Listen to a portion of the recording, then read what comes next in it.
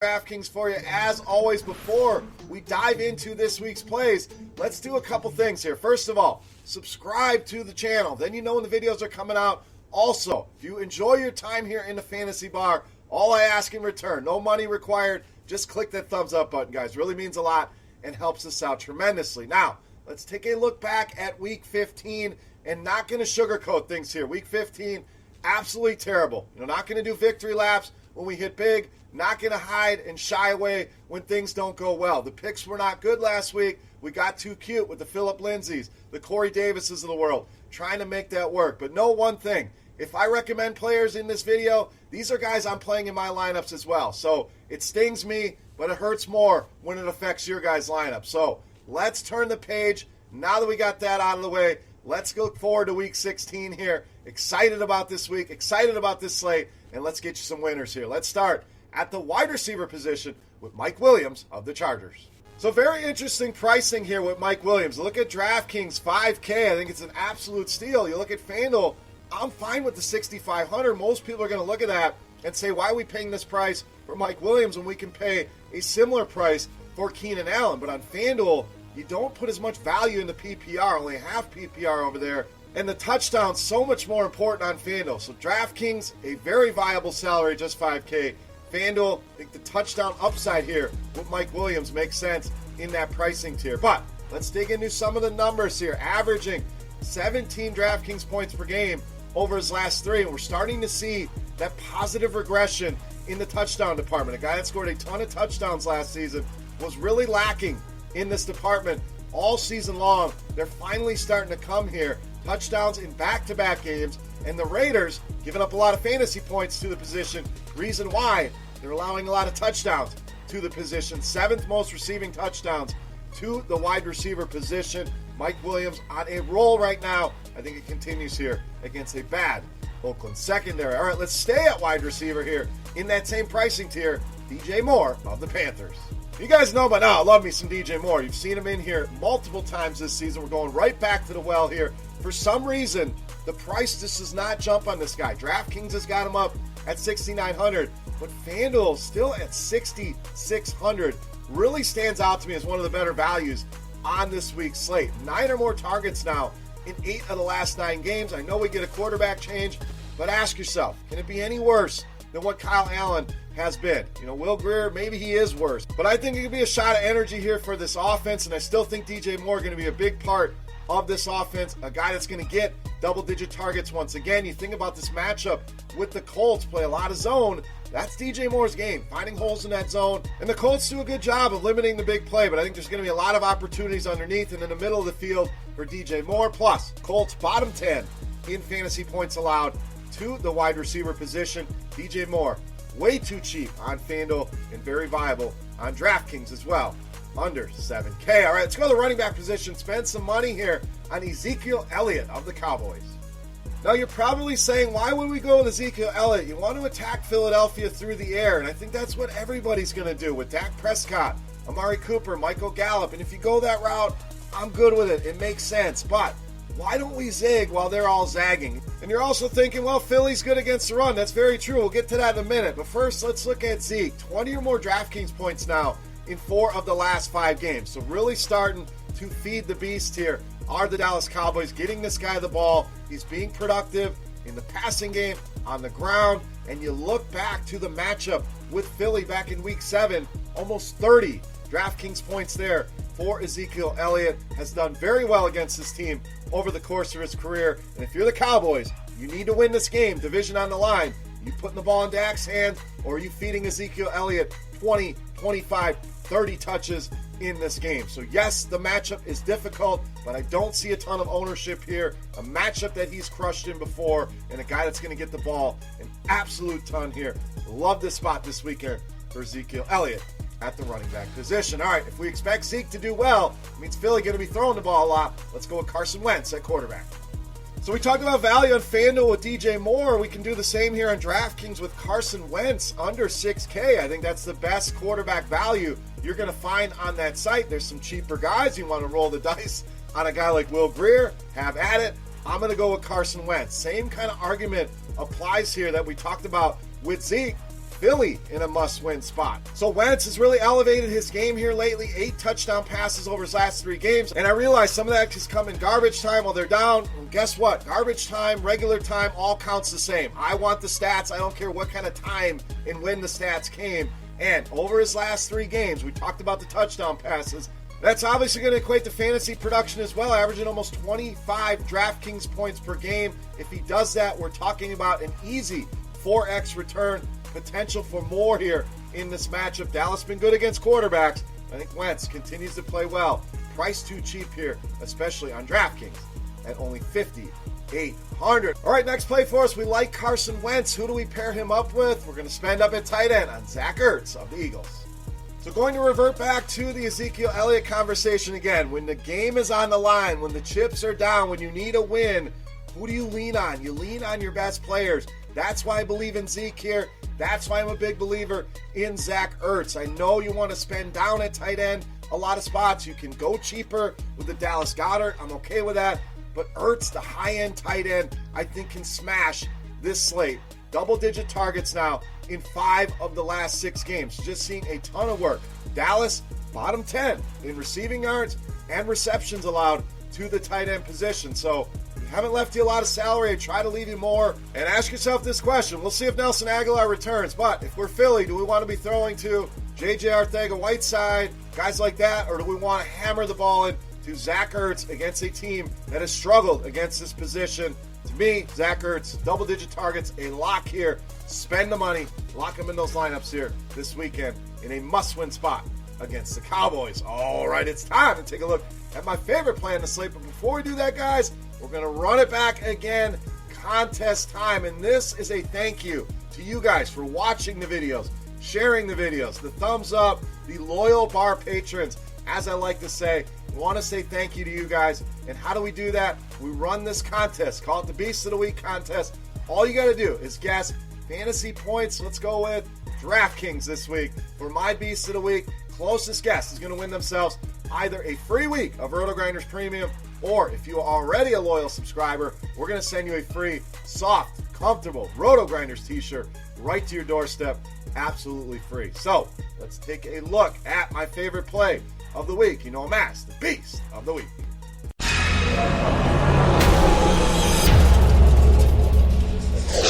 All right, Beast time. One more running back to give you here, and we're going to go with Joe Mixon of the Bengals, this week's Beast of the Week.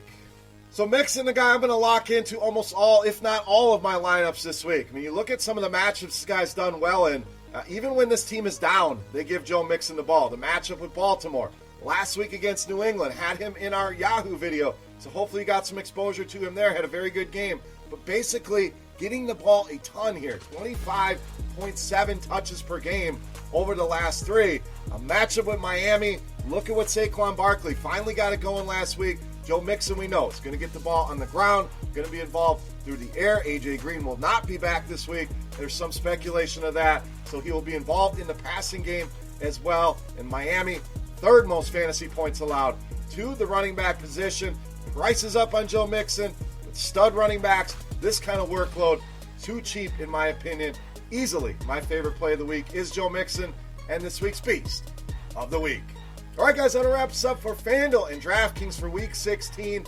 As always, any comments, questions, feedback, guys, whatever you want to talk about, that comment section is for you. Don't forget, subscribe, thumbs up, and get your fantasy point guess for Joe Mixon on DraftKings in the comment section below the video for your shot at that free week of RotoGrinders Premium or that free RotoGrinders t-shirt. For RotoGrinders.com, I am Beer saying salute. Best of luck in Week 16, guys. Yahoo video will be out tomorrow, so keep an eye out on that. We'll see you. Hey, thanks for checking out our videos. If you want more expert advice on DraftKings, FanDuel, or any other daily fantasy sports, make sure you check out the current videos playlist.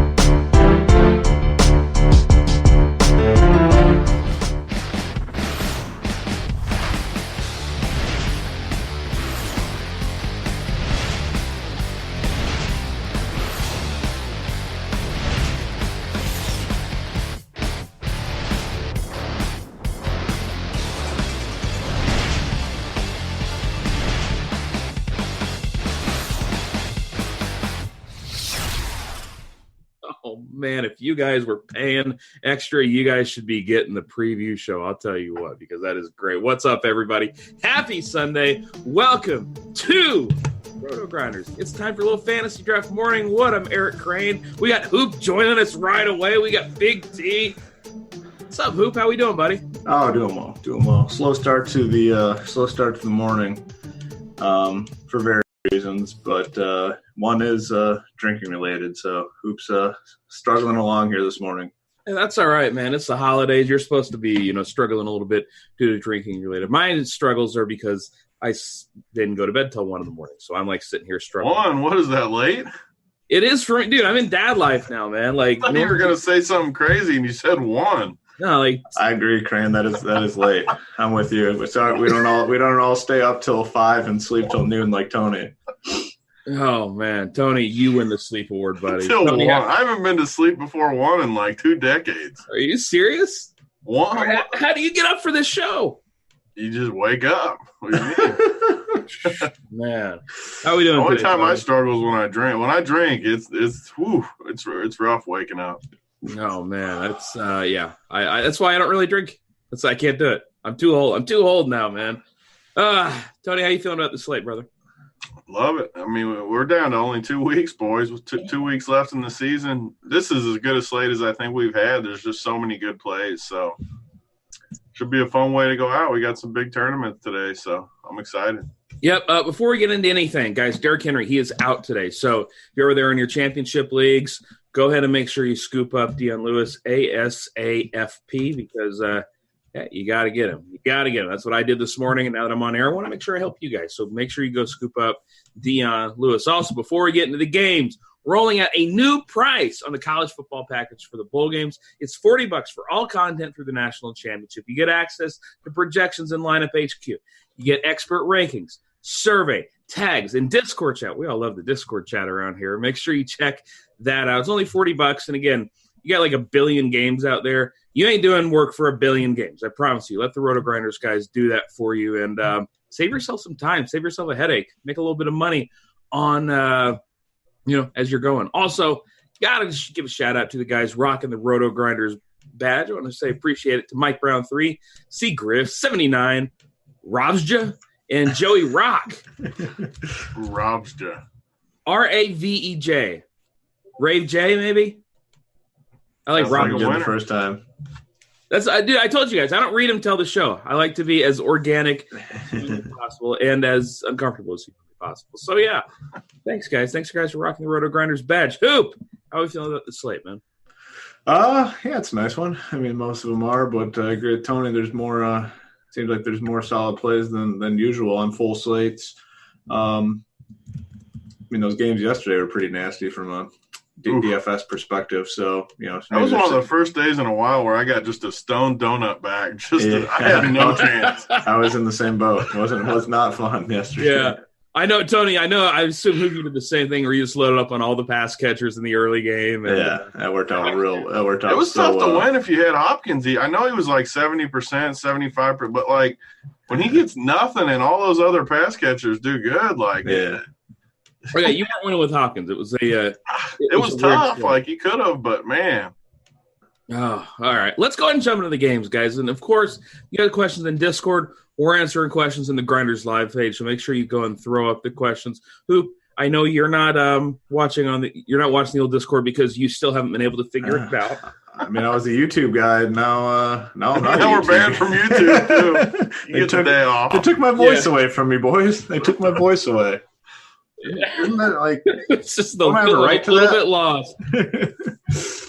Yeah. Hoop, you need to write a strongly worded letter.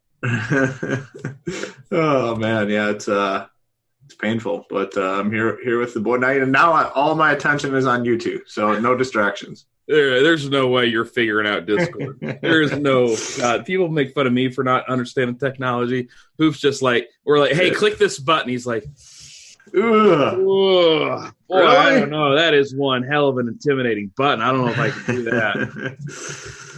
All right, let's go ahead and jump. Let's go ahead and jump into the games, and of course, check out our friends over on FantasyDraft. crushing it over there. We got tournaments. We got big boy tournaments over there. Break-free DFS. Yeah, you got to beat that, so make sure you check them out. Giants at Washington, 41.5-point total. The Giants are -1. Tony, I know I look at you when we have low totals. I know this is our thing. It's week 16. It's been happening since week 1. And yet here I am, a man who likes to make fun of you in this sort of thing. And I like this game. Tony, are you with me, baby? I mean, I like a few pieces for sure. Like every week, I love my boy D-Mac. I mean, he went off last week for me too. Made me feel good after all the times I've played him, and he's got like 6. So the guy's just a beast. And Saquon finally looked good last week. So, and actually, I mean, you want to know who's looked good that I'm embarrassed even saying it, is AP. He's actually looked good the last like 3 or 4 weeks. He's got some burst in there. So I don't know. Yeah, I mean, I like this game. I like a few pieces. I mean, I know we like a little bit of burst on the wood, but Adrian Peterson ain't going to be my burst this morning. I'm serious though. Like I've watched him and he looks good. I mean, I'm not even joking about it. Like I think he's looked good the last few weeks. You got that old man juice getting it done, man. Hoop. I'm not playing Adrian Peterson. Saquon, of course, is fine. The price isn't quite as attractive as I wanted it to be. I kind of like the passing game there, here, Hoop. I really do. Yeah. I mean, the only guy I could conceivably play in this game, I think, is your week 1 hero, Mr. McLaurin. I don't know. There's nothing else here for me. I mean, Adrian Peterson. I mean, it's the first game, boys. Well, you guys don't watch the game, so let's not overdo it. Let's not overdo it. I watch the games. I watch the red zone. You don't watch the games. What the hell are you talking about? No way, Hoop. All right, I can't wait to see you play Peterson today. You're playing Peterson? I mean, I'm probably not playing him. Yeah. I would, though. Okay, here's the thing. If this game was like in the middle of the pack and, we spent a lot of time on the early games. The best player on the board. If this game was in the middle of the pack and we had spent some decent time on the first 5 games, we'd all say, all right, let's move on. Let's not try to overdo it on game 1. We got a big load to carry. I really do like him, though, like seriously. All right, here, if you guys are just going to poop on this game, I'm going to say Steven Sims at 4K, I think is a – Whoa, Steven Sims? Yeah. He's the slot guy. He's going up against a bottom 5 cornerback the entire game. He saw 11 targets last week, 7 targets the week before. He's only 4K. You guys don't want 15 points for 4K? If you're playing Steven Sims, you better just play the whole 3-man with McLaurin and my man Haskins. Wait, you don't think I have a few teams like that? I'm just saying, if you're playing Sims, you better. I'm running it back, too. And I'm not running it back. See, that you made fun of me all year. Like, Big T always needs his run back. This is the one that I like. I like this game. I'm not running it back with Only took you till week 16 to get on board with me. I like Golden Tate a lot today in tournaments. Oh. Literally 0% owned. I agree with Hoop now. If this game was in the middle, I want a team Hoop. I know, dude, I know it's crazy, but I like Golden Tate, man. I do. Like 4.8K, Daniel Jones was targeting him a ton. No Evan Ingram out there. No, I forget, Red Ellison or whatever the hell the backup tight end was. I like Golden Tate in this one. I definitely have some Haskins, McLaurin, Sims, Tate teams. Come on down, baby. Ooh. Yeah. Just silence. You guys suck. I refuse to talk. Oh man. All right. That's rough. Chat, tough scene out of the gate. Chat, I'm going to tell y'all, Steven Sims. That's my wide receiver this week. You guys making fun of me. That's the guy. And Golden Tate. Oh.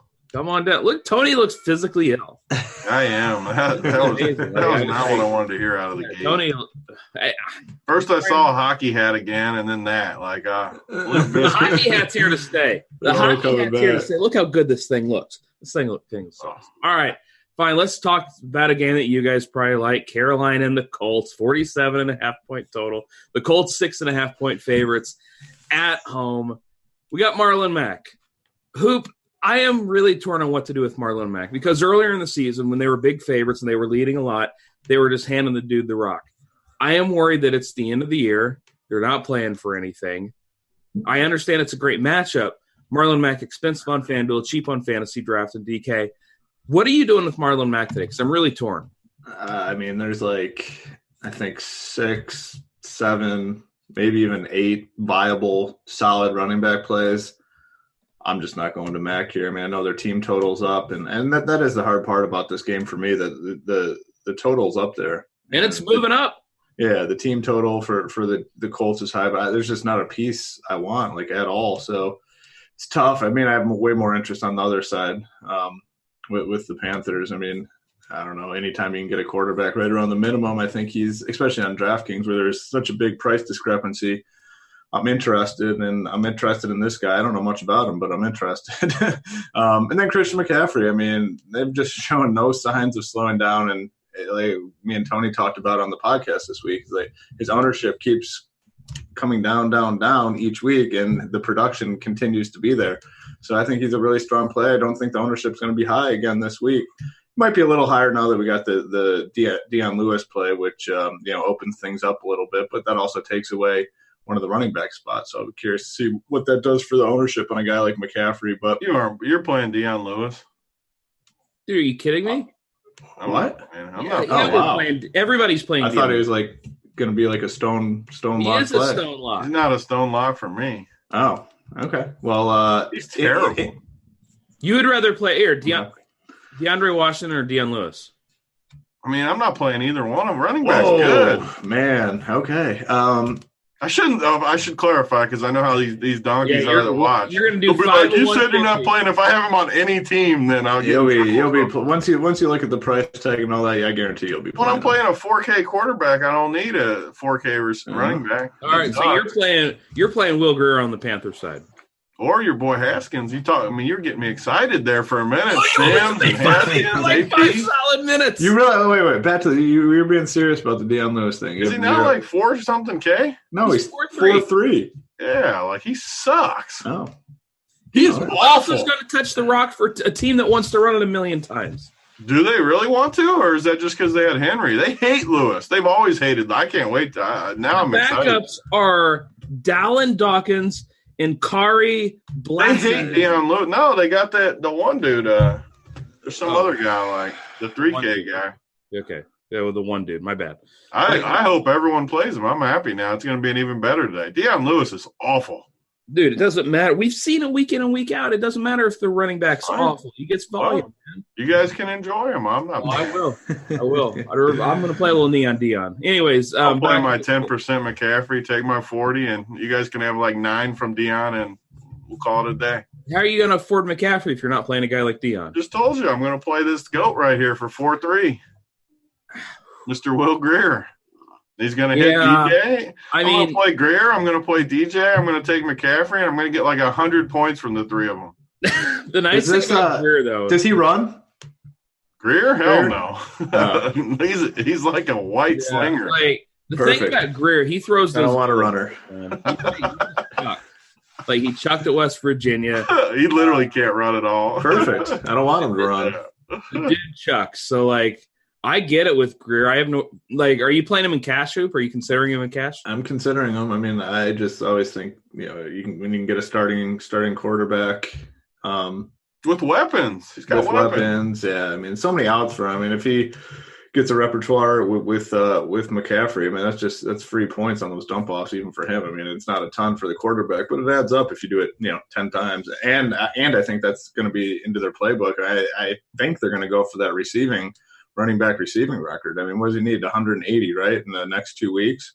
No, he needs to average that. Oh, it's 180 per game? Yeah. Oh, I thought it was 180 total yards. I think he has to average. Oh, he doesn't need like 400 yards still. He needs that many yards. I thought it was 180 over the course of the next 2 weeks. I must have misread that. I thought it was. I could be wrong, but 400 or 360 feels like a lot. I don't know. I thought it was more obtainable, but maybe someone in the Discord can fill us in. Yeah, let us know, Discord. We're just sitting here talking.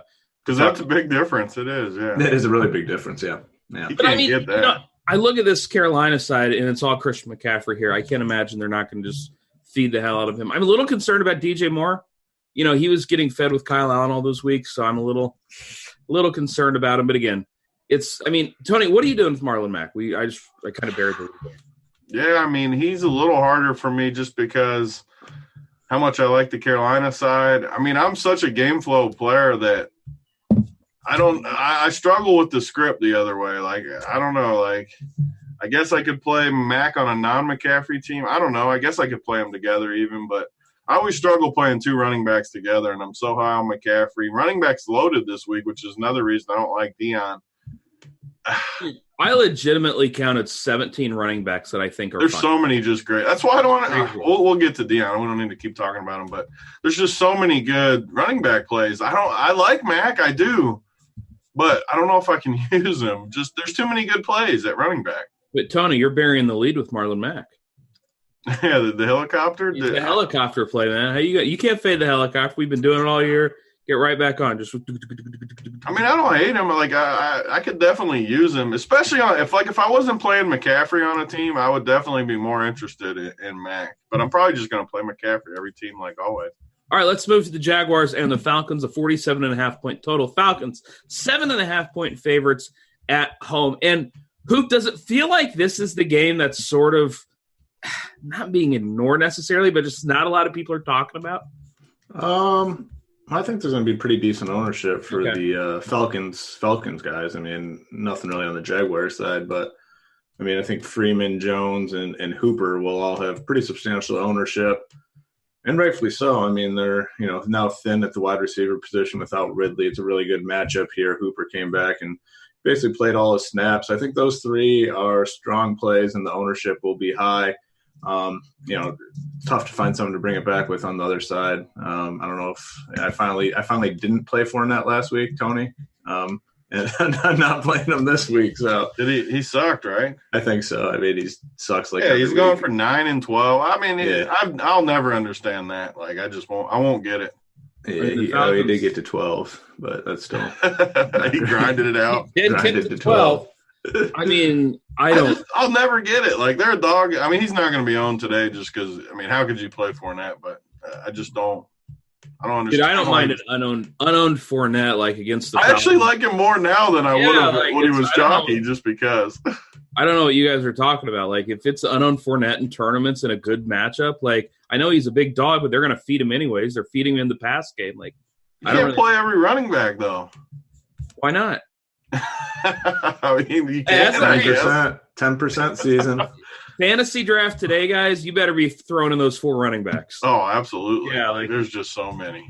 Yeah. Like every game has 1 or 2 running backs you can play. Yeah, it's crazy. I said 17. Now I'm up to 18. I forgot to add Deion Lewis. So, yeah, it's nuts. We saw Julio Jones last week at 20 targets. Obviously a great match against the Jaguars here is Devonta Freeman. I think he's fine. He's priced cheap enough across the industry that if you don't want to go all the way down to a DeAndre Washington or Deion Lewis, I think Freeman is fine. Tony, do you have a preference in this game? I don't even hate Gardner Minshew for what it's worth.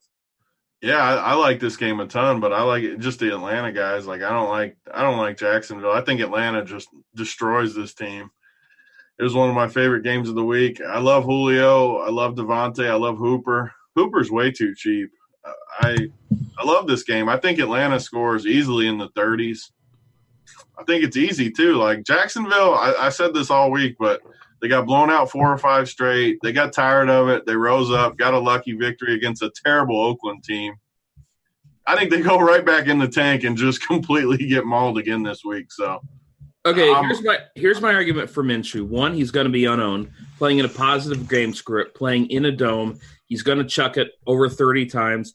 Last 2 weeks, he's rushed 5 and 6 times for 27 and 31 yards, so he's getting some yards on the ground. I don't know who to pair him with. I don't think you necessarily have to pair him with anybody. DJ Shark coming back from that high ankle sprain. D.D. Westbrook, Chris Conley's been good, but I don't know if you really want to play Chris Conley, who I think the Jaguars side makes some sense, man. Yeah, it makes some sense, just especially if you're playing Falcons, guys, and it's I don't think I'd necessarily go with Minshew, but like Fournette and Chark and Westbrook, Conley, I think you can sprinkle all those guys in. It's not a spot where I'd have super high ownership on any of these guys, but if you're playing 2 or 3 Falcons, I mean, you definitely need to play a couple of these guys because it could be a shootout game. I mean, 2 teams out of contention, but they're still playing their guys, so it's a nice situation. And Minshew's playing to try and get a job. Yeah.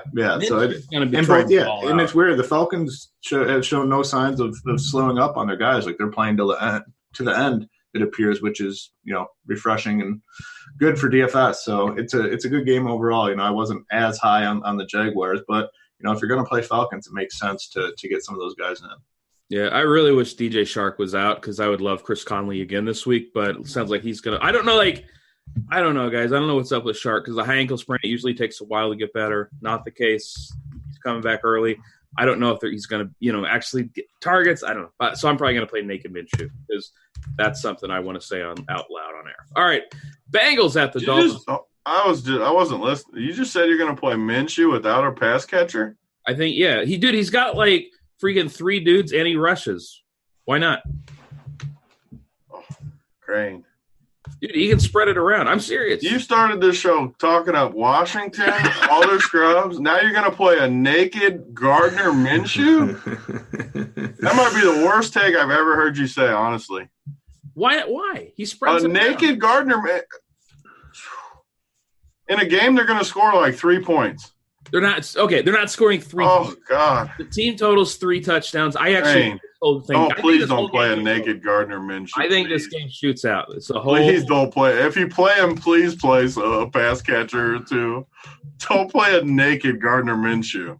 Oh, man. Atlanta agrees with me. That's a problem. That make you feel way worse about it. Oh, boy.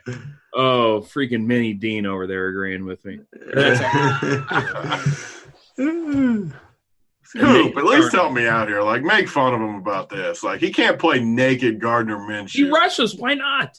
He rushes like 20 yards is rushing. Okay, it's 30. Who? Come on, help me out here. I don't think that's a route you want to go. All right. I tend to agree with Tony here. That's why I just don't know who to pair him with, and it's frustrating. It's frustrating. If I was multi-entering, don't play him. All right, fine. I guess I'll play guys like Lamar Jackson. Then you guys are no fun. All right, Bengals at the Dolphins, 45.5-point total. Cincy, 1.5-point favorites in Hoop. This game is sneaky good for DFS. We've got Joe Mixon getting all the work. I would bet almost anything. Hoop's playing Joe Mixon in cash. Is that what's happening today? There's, like I said, there's like 6. It's hard because there's 6 or 7 guys. I mean, I like the cheap guys. I like Freeman so far.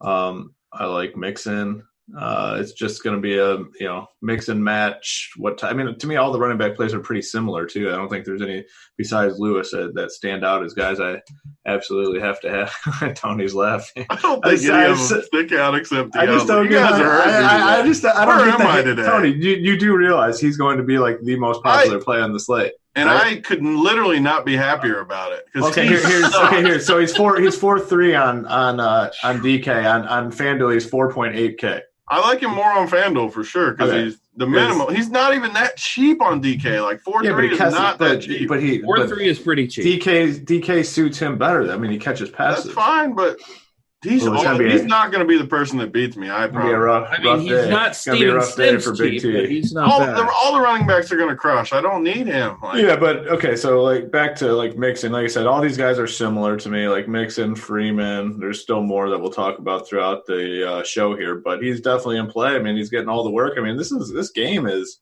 It's a nice game for DFS, which is crazy. I mean, we made fun of. I mean, it's funny because Tony was on the Dolphins when their team totals were coming in at like 13, and they were scoring like 18 points, and he was trying to take victory laps. Now I'm guessing now that they have a team total like mid 20ish, he probably doesn't he's going to be off them. They're monster 22 team total. I mean, what am I going to do with a 22 team total? That's the highest they had all. This is a full touchdown higher than when you were touting my chair for my 22 team total. That's what I'm expecting. I'm getting a windmill today, and I'm winning all the money. You guys are what that means is you are excited as hell when their team total is 14. Now you got another touchdown on top of that. Yeah, I was assuming that you'd be falling out of your seat. Oh God, you guys are on a roll. You don't like this game, Tony. I like Mixon. He's like my favorite, but I don't like anyone else. I like Boyd too. Actually, I definitely don't like the Dolphins. I like Boyd. Yeah, Boyd. Little arm Fitzpatrick and some wind. Like, screw that. There are exactly 2 guys on the Dolphins you can play. Devontae Parker is one of them, and Mike Gesicki's too cheap across the industry. And tight end's freaking terrible this week. Mike Gesicki's getting targets every week. I don't hate him. He's 3.6. Like, he's cheap enough to where I think as a punt tight end, he's perfectly reasonable. Hoop, I know you're on the same guys, right? Maybe other than Gesicki. Yeah, I like Freeman. or Freeman. I like Mixon. Freeman. I like Mixon, Boyd.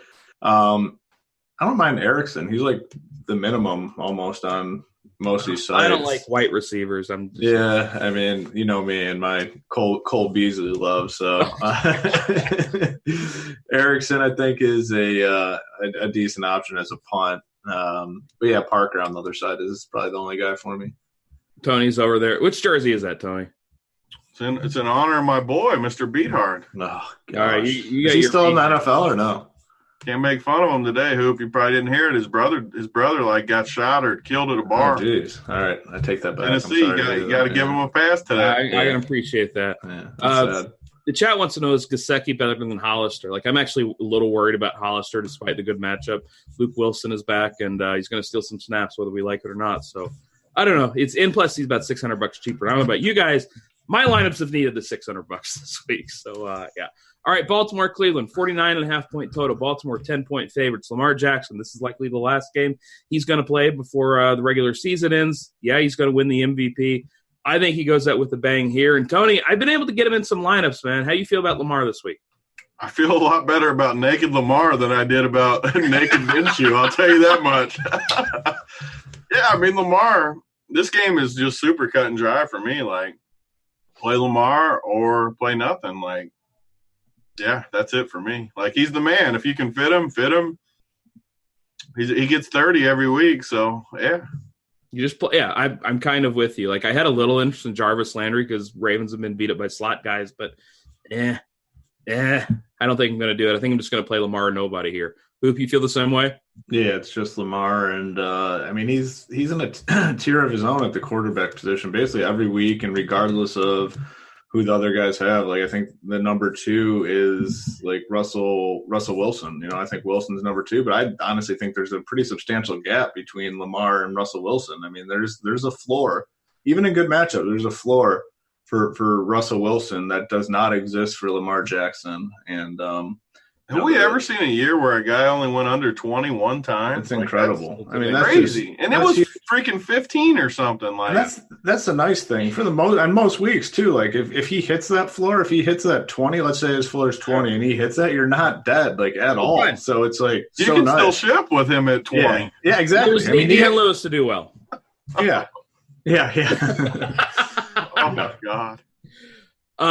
Okay, we got to touch on this in chat. Somebody says nobody over the age of 17 should wear an NFL jersey in public. People think they're so cool. I agree. I actually agree with whoever said that. I agree with whoever said it. Grown men should not be wearing wearing jerseys. Who's cooler than you and the guy in chat? Like, you guys are so cool. Grown men should not be wearing jerseys with another dude's name on the back. We play fantasy football for a friggin' living. Like, we can wear jerseys. No. That's about as bad as the Star Wars people that you were making fun of the other day. About the same. Oh, I love every time Tony posts something on Twitter like that. I'm like, oh, here comes everybody's mad. Here they come. That's so good. I don't know what's the best worse. when you can do a tweet like that and just know what's going to happen. Like, that'd be a good poll to find out what the people think. What's worse, grown men wearing sports jerseys or Star Wars people? Who gets more tails? The better question. I guarantee people wearing jerseys. People wearing jerseys definitely get more tail than Star Wars. I don't know. That's a good question though, because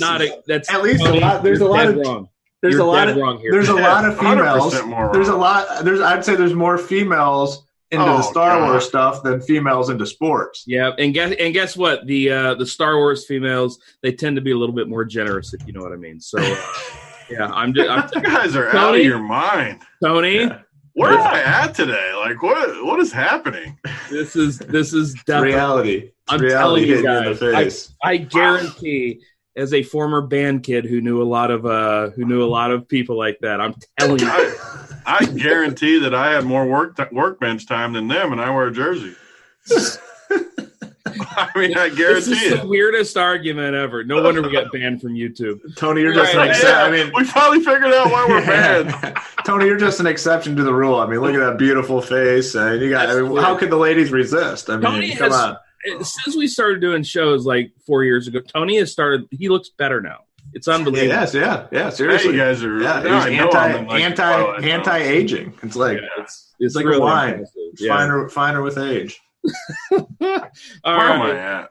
Saints and Titans, 50.5-point total. The Saints, 2.5-point favorites on the road. Tony, I'm completely ignoring you for this segment. Do we like Deion Lewis today with no Derrick Henry? Yeah, but I guess maybe not. I don't know. I guess Tony's feeling. I something feel different. like so confident about it too. Like I this think might be the most confident I've been all year about. I really think when it's all said and done, I don't take a super strong stance because I really think Tony does end up playing Deion Lewis. I'm not. I promise I'm not. When he starts checking things out, I think he's going Lewis, but we'll see. Oh. I mean, He starts checking. It's Sunday at 8:30. I mean, he is right about that part. Like that's true, but he's not right about the Deion Lewis part. I mean, they get big total in this game. The team total for the Titans is way up there. They got the huge 23 total too. I mean, massive. 24. I mean, that's what the third, fourth highest on the slate. Oh man, Tony, I can't wait for you to get excited about like the Broncos and Lions. That's like the fourth highest total. The best part about your guys' joke is you always like the low totals more than me. Is the funniest part about the That's joke. not true. What are you talking about? You guys are talking up 21s and 23s like they're friggin' 100. But I think overall, I think this is good for the game as well because you're not going to have the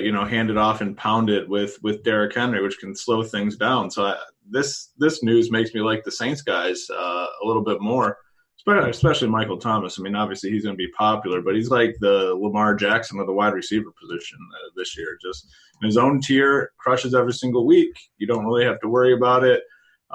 Even his floor games don't crush you, like we kind of talked about with Lamar Jackson. I think he is phenomenal play this week. The tough one is Alvin Kamara. I mean, Tony's had some pretty strong reads on Kamara this year, fading him. I think it was last week when he was super popular.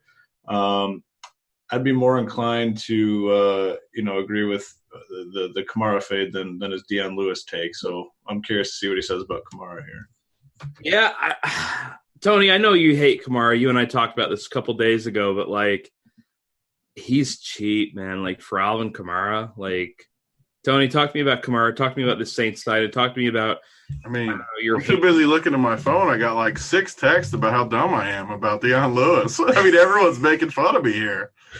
I mean, you could have a big day. I mean, you could have a big day. He doesn't we got all the people watching the Wood, though. People love the Wood. If I got 6 texts making fun of me right now, but hell no, I'm not playing Kamara. Are you kidding me? Like Tony doesn't want anybody in the 50s. I love running back today. Like I freaking love Mixon. I love Freeman. I'm playing McCaffrey, obviously. Why am I playing these crappy guys over the good guys? I just don't get it. So, Tony, who are you playing in the 50 total?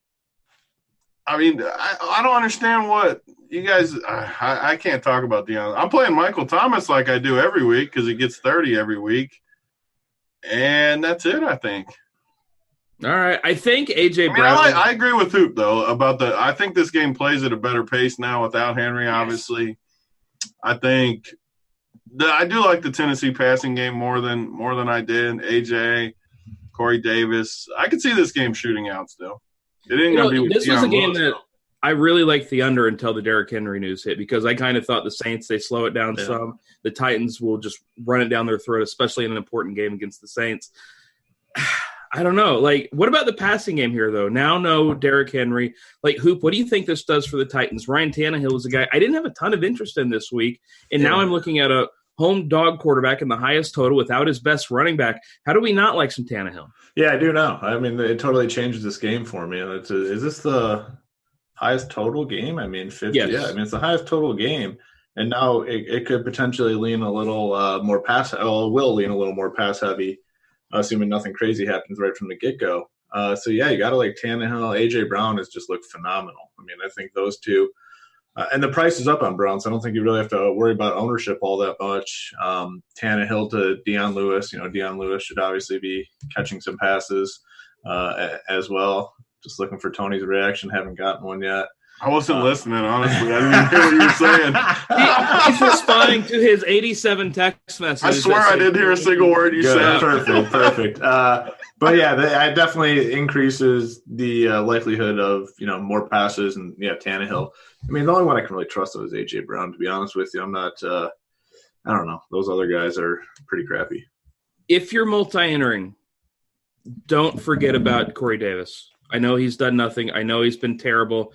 this is a game with a giant total. If the Saints came in and say, we're going to take away A.J. Brown, especially now that Derrick Henry is out, it opens up a path for Corey Davis to have a huge game at 1% ownership. I'm just going to go out and say that. No, that's not a popular take.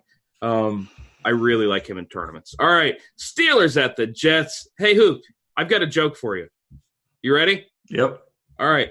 Tony, this is your kind of game. It's a 37-point total. Pittsburgh 3-point favorites on the road. Tony, Steelers and Jets, baby. Who you playing? So that's the best kind of joke because it doesn't matter. It could be 10 years down the road. We could do it every week. I will still be laughing. It's a The great best part is joke. it's not even true is what's so funny about it. Yeah, but it's funny. Oh, come on. You're playing some That's why Darnold it's so and tilted. It's like Robbie. when DB makes fun of my TVs. Like, it's not true, but it still tilts me every time. Dude, it's amazing. Like, you guys figured out how to get to me. We got him. Hold on, guys. Have you ever, Hoop, not guys, but Tony, you don't have to comment on this. Hoop, have you ever seen Tony more tilted than when people were making fun of his TVs? Oh, it's amazing. You know he's lying too. He's got like some 40 inchers up there for sure. He got little dinky 40s, pretending like he's got 80s. I'm serious. That's the worst TV setup of all time. Nothing tilts Tony, but people make fun of his TV setup. Like his ears exploded. That's man. because I want to see anyone else that has 3 kids and a wife and has, first of all, 80-inch in the middle on the wall, and then another TV in the family room that's 65. In the main room. I want to see anybody. Show it to me. Anybody out there in their main room. No one can do it, guaranteed. It's just so funny. Like, you got so mad. Anyways, we don't like anybody in this game, right? I couldn't imagine playing anybody. Okay, No, yes. Steelers defense. Steelers defense, this Jets line is going to get trounced. Tony, I've been asked in the chat, and this is something I actually wanted to ask you about. Anyways, have you seen your boy Taysom over on FanDuel? I mean, he's been a tight end for a while, right? $5,200 tight end. Are you playing Taysom? Why has he not been a tight end all season? I don't know.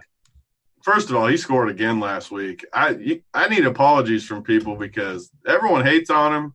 Does people still hate on him? The 6 figures you won is an apology enough? I got a jersey. If it wasn't for Beathard having some tragedy, the good mojo, I would have been wearing Taysom today, but I'll save it for another day. Well, the chat wants to know if we can play Taysom today.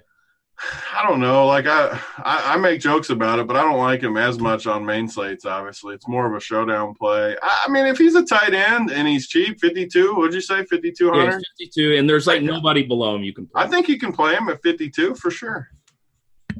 All right. Oh God, He's not a tight end. Like if he was like 2,500 tight end on DK, I'd play him every time. By the way, the chat wants to make James Conner a thing, and chat, I'm sorry, James Conner is not. Running back is so loaded today. I think people are Just ignore this game, guys. Ignore this game. All right, Raiders at the Chargers, 45.5-point total. The Chargers, 7.5-point favorites at home. From a sports betting standpoint, Chargers are my favorite bet of the year. you and I both. Really? You're on this team? Yeah, I love the Chargers. That means Tony will just automatically say he hates them, but I love the Chargers. Absolutely. Dude, I think the Raiders are going to score single digits here. Like, this is not a game where, like, they can't compete. They just lost 2 of their best pass blockers. Like, it's the first week they're kind of throwing in the towel. I mean, with Jacobs out, they lost the lineman. I mean, they ruled some other guys out. I just don't see them getting up for this game, like, at all. I think Chargers pound. And by the way, if you want some nice leverage off of DeAndre Washington chalk, Chargers defense is a phenomenal way to go. Tony, apparently you don't like this game because you don't like money. So tell me what you don't like about the Chargers side. Well, see, I'll tell you what he doesn't like about this game is the fact that you and I have a strong take on it. So he'll automatically say he doesn't like it. I'm going to win so much money today. I know I am. I've never felt better about a slate all season. I'm glad there's big tournaments today. I feel so good right now. Oh, man. All right, so, Tony, do you not like anybody in this game? I mean, the Chargers are fine, but I don't want to play guys from this crappy game. Both these teams suck. Like, they're awful. I agree with Oakland. Oakland, man, they're going to tank for sure. So I definitely don't want to play Oakland guys. They're about to lose 30-3. I don't know. Yeah, like I could see that. I mean, Phillip Rivers will throw at least 1 pick six. So, like, maybe they get 10. Well, here comes Tony with the Raiders defense. I say that every week. Sometimes defenses always play their defense against Jameis, which no one played yesterday, including me. Always play the D against Rivers. They just give you points at a position where it's high variance. Just take the sure thing. By the way, I've heard people talk about Rivers' second last game at home ever as if it's some sort of narrative. Like, you guys are nuts if you like the second to last game at home. Has Rivers ever had a home? I mean, the Chargers home games aren't home games. They're not even in San Diego anymore. They're not home games. Rivers lives like an hour away from the stadium too. Like, Rivers doesn't even, he just commutes via bus every day. I'm dead serious. So, like, he hires an RV driver, and it's how he gets to the game. So, like, no, Rivers, do not pretend like this is a narrative, guys. Stop trying to make up narratives. As far as guys in this game, I mean, Austin Eckler's going to be unowned, and he's the best running back on the team. I don't hate that play. Keenan Allen, Michael. I want to see your running back list, Crane. Sure. Like, every week you name off like 33 running backs. You can't play them all. I know I can't play them all, and that's why you've named every running back on the slate. I don't know. I don't think he necessarily said he was playing Eckler. I think he just said he was going to be unowned. I think he's interesting in tournaments. He said Eckler, Hoop. That's saying Eckler. Well, interesting in tournaments means you can't play every dude. Who don't if you I like? If I say, you guys know me, if I say he's interesting in tournaments, like, there's not a chance in hell you find him in any of my lineups. That's how I interpret both of you differently, though. Yeah, okay. Yeah, that's good. I already know who Hoop plays every time. He's in the private chat with pool season. Hoop, that's true. Hoop is definitely in the he's in the super secret chat. Pooling the funds together so I can play some $10 double ups. Yep. I know that's how it works. Hey, how else are you going to get in those $10 tournaments? It's true. It's tough streets out there, man. Could return some bottles. Maybe I'll return some empty returnable cans for 10 cents a piece. My wife had me do that the other day. Like, I had like a glass thing of milk, and I threw it in the trash. She's like, "This doesn't go in the trash. You return this." I'm like, really? I don't know. Anyway, so okay. Lions at Broncos, 38.5 point total. Denver 7-point favorites. Tony. Wow. This seems like a game you would like. I knew it was coming, too. It's so good. We got to do it, though. 38.5 point total. Broncos 7-point favorites. Yeah, I mean, who we playing here, Tony? I can't give you the satisfaction of liking anyone in it. Hoof, do you like anybody here? Sutton. I think Sutton's a strong tournament play. Outside of that, now Broncos defense, do have some interest in them. Yeah, I have no. That's it. This is just nasty. I mean, 15 projected points for the Lions. Like, oh gosh, it's a painful number to look at. I'd spent yesterday trying to talk myself into Phillip Lindsay. I'm just not sure I can click that button. I mean, he is home big favorite running back. He's trying to get in that top 25 of your running back pool. Okay, he's working his way in. He wants a 3% market share of Crane's running back exposure today. He's not making the MySpace top 8, but he's doing okay. Like, he's not. All right. You know, it's funny because we haven't even talked about my favorite running back yet. You're gonna make me spit my coffee out. Oh man, that was bad timing. I only have one more running back that I like. My favorite running back on the slate. Oh, so good. And it's in the next game. It's Dallas at Philly, 46.5 point total. Dallas 1-point favorite. Tony, I think you're going to be with me here. Okay, I need you to. I want to talk to you. When a running back just keeps destroying a team, when the coaching staffs are exactly the same the whole time. Do you know what Zeke's worst game of his career against Philly is? I bet you're going to tell me. It is over 140 total yards. That's all they do is they pound this dude. At least 25 touches. He's never got less than 140 yards? No, total yards. Wow, that is interesting. Yep. That's all they do every single time, and it's the same coaching staff. It's a really important game for Dallas. Then Dak is banged up. All they want to do is pound the hell out of Zeke. He's gotten 25 carries in every single game he's ever played against Philly. That's all they want to do against this team. Zeke's going to be 15% owned. I love Zeke this week. Like, by the way, they got quiet. Did you see this? They got quiet. They're not even making fun of me right now. This is great. I mean, I'm strong stat. Yeah, I'm kind of shocked too.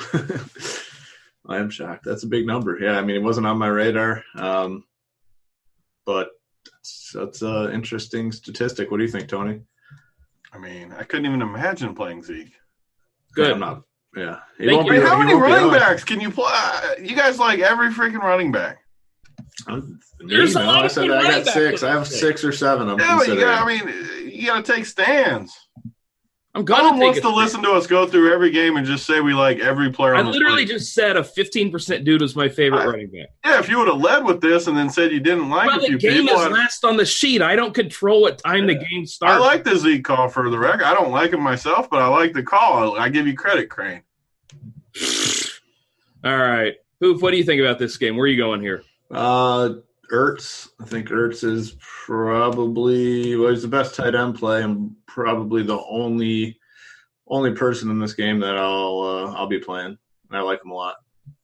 The dude's like, Kellen Moore's different. Yeah, Kellen Moore. Yeah, it's Jason Garrett's offense, boys. That's why they just keep handing it to Zeke. I'd like to do. He typed Kellen Moore 1, 2, 3, 4, 5. Oh, the Discord I think might be broken because he typed Kellen Moore 7 times. It just keeps coming up. Yeah, either he's a crazy person or Discord's broken. Either way, Tony, who do you like here? I think so. Last week I said the same thing about McLaurin, but Philly keeps getting carved by these receivers that can make big plays, can go deep, can make plays down the field. Same thing happened last week. Same thing happened with Slayton a few weeks ago. So that gives me a lot of interest in Cooper, and I never play him like ever. I never like him, but it fits the spot today. I don't hate him, and I'm definitely playing some Philly guys. They just don't have receivers. Ertz is probably a lock for me. He's just going to get so much volume at a tight end position. Greg Ward is still cheap. I don't know if I'm going to play him, but I mean, I like these. I like these Philly guys. Yeah, I mean, I'm not going to talk about your boy Miles Sanders. I love him, but again, the running backs like. Is that Howard back too?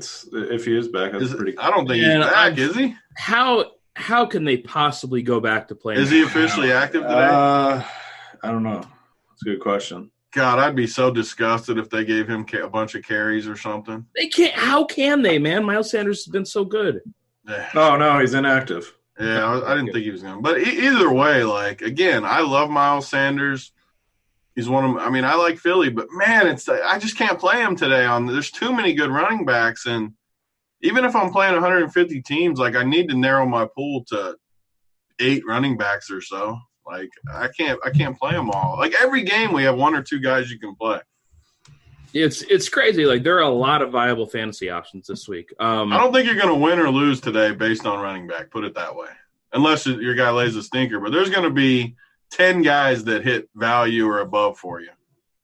All right. Well, that's good. See, I've given the people all the plays, Tony. That's why I can name off 50 running backs. That's how it works. Boop, what do you think about this game? Are you playing anybody in particular here? The Eagles game? Yes. Yeah, just Ertz. Like I said, he's the only guy in this game that I'd probably play. I do like the Cooper call. That's a good point because they do get in these big plays. Yeah. It seemed like they get pounded by these big plays every week. And yeah, Cooper, even Gallup is someone you can consider, but tournament plays. How worried are you guys about Dak's shoulder? I mean, there's definitely some concern. I mean, not ideal situation. I'm kind of worried about it. Yeah, I mean, whenever news like that actually gets out, you have to worry at least a little bit. I mean, I wasn't going to play him, but now that you said it, it does make me like Cooper a little bit less and Zeke a little bit more. All right, yeah. And I don't have band power anymore in Discord. I just found out. This is terrible. I can't bust out Was somebody talking trash in there? The dude just keeps saying the coaching staff's not the same because of Kellen Moore like 50 times. Oh, he's actually doing it? It's not like a error in the chat? It might be an error, but I don't care. I want to ban if you're out there, what's his name? The Fantasy Bros? Yeah. If you just actually keep typing that, then you need to reevaluate your life. I mean, that is a lot of anger for 8:51 in the morning. Anyway, somebody at RG, give me band power. I missed that. All right, Arizona at Seattle, 51-point total. Seattle, 8.5-point favorites. And this is going to be one of those late-game hammers where if you're winning money early, beware of this one. Hoop, let's start with you. Let's start with the Seattle side. Obviously, Russell Wilson is in play for Seattle at quarterback. Chris Carson is really priced up to an uncomfortable level, though with no Rashad Penny, he's getting all the work. Tyler Lockett's got a great matchup. DK Metcalf, a great matchup. People are going to play Jacob Hollister. I'm not sure I'm in on that. Hoop, what do we think about the Seattle side? Yeah, I mean, like I said, Wilson's the number 2 probably raw projected quarterback this week in terms of fantasy points. I just, like I said, if I'm getting up there, I think I still prefer to go all the way up to Lamar. in tournaments, I think Wilson to Metcalf makes some sense. Wilson to Lockett, but I think Carson's the guy you want here.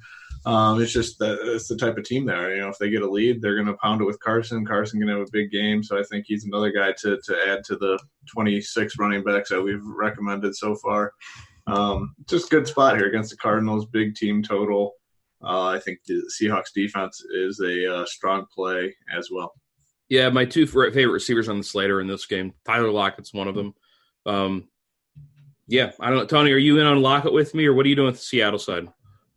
Yeah, I mean, I like Carson. Same thing where there's just so many running backs that you have to decide. But I think Seattle handles them pretty easy. Yeah, I mean, I like Lockett if you can fall into a decent game script where Arizona can score some points. If I was playing a guy like Lockett, I'd for sure play him with some Arizona too, just because I don't think he usually crushes if it's a one-sided game. Because Seattle, you know how they are. When they get that lead, they just want to run it. So I don't know. I definitely like him. He looked good last week. But I don't know. I'm not in love with this game outside of Carson. I like Christian Kirk a lot. Yeah, I like playing Kirk with Lockett. Like, if you somehow fall into a script where it shoots out a little, these guys are going to crush. Yep, and I don't even hate Kyler. Like, he's $900 cheaper. He's running again.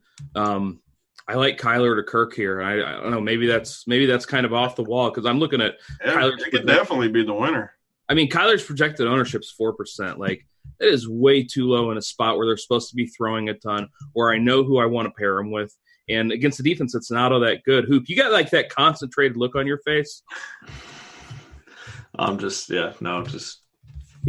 think Seattle is so overrated too. Like, this game could be the winner. I might need to look a little closer at this one. Yeah, like if Arizona can get the lead, this game will totally shoot out. Yeah, like I spent a lot of time on this game yesterday, and I'm a big fan of Christian Kirk. Guys, if you want to throw some QQs in there, we got through this slate almost early. I know we got to get to the Chiefs and the Bears still, but yeah, go and throw those QQs in there. Yeah, and about Chris Carson, we all said we liked Chris Carson. He's fine. Kenyon Drake, they want to know if we're playing Kenyon Drake. I got good news, guys. Not playing Kenyon Drake. Running back, I don't like. The funny thing is, like, he's not terrible either, but it's just one of those weeks that you can't. I mean, you can't play them all. You got to cut it off at 17 or 18 guys, all right? And I feel like he was number 19, but I just can't play him. All right. All right, Chiefs of the Bears, 44.5-point total. Chiefs 6-point favorites. Tony, Mr. Showdown, have you looked at this one yet? I have, yeah. I mean, it's an interesting game, too, because obviously Chicago doesn't have anything to play for. When New England won yesterday, Kansas City doesn't have a ton to play for either. I mean, on the surface they do, but all New England needs to do is beat Miami to get the 2 seed. I don't know. Like, it's a tough spot just because everyone's going to like the Chiefs, but they don't necessarily have as much to play for as people might think. So, I don't know. It's kind of a tricky spot where I think the Bears might have some value. The Bears have looked better, too. And, like, Trubisky's looked pretty good. It's risky because if Kansas City really plays good, they could pound them.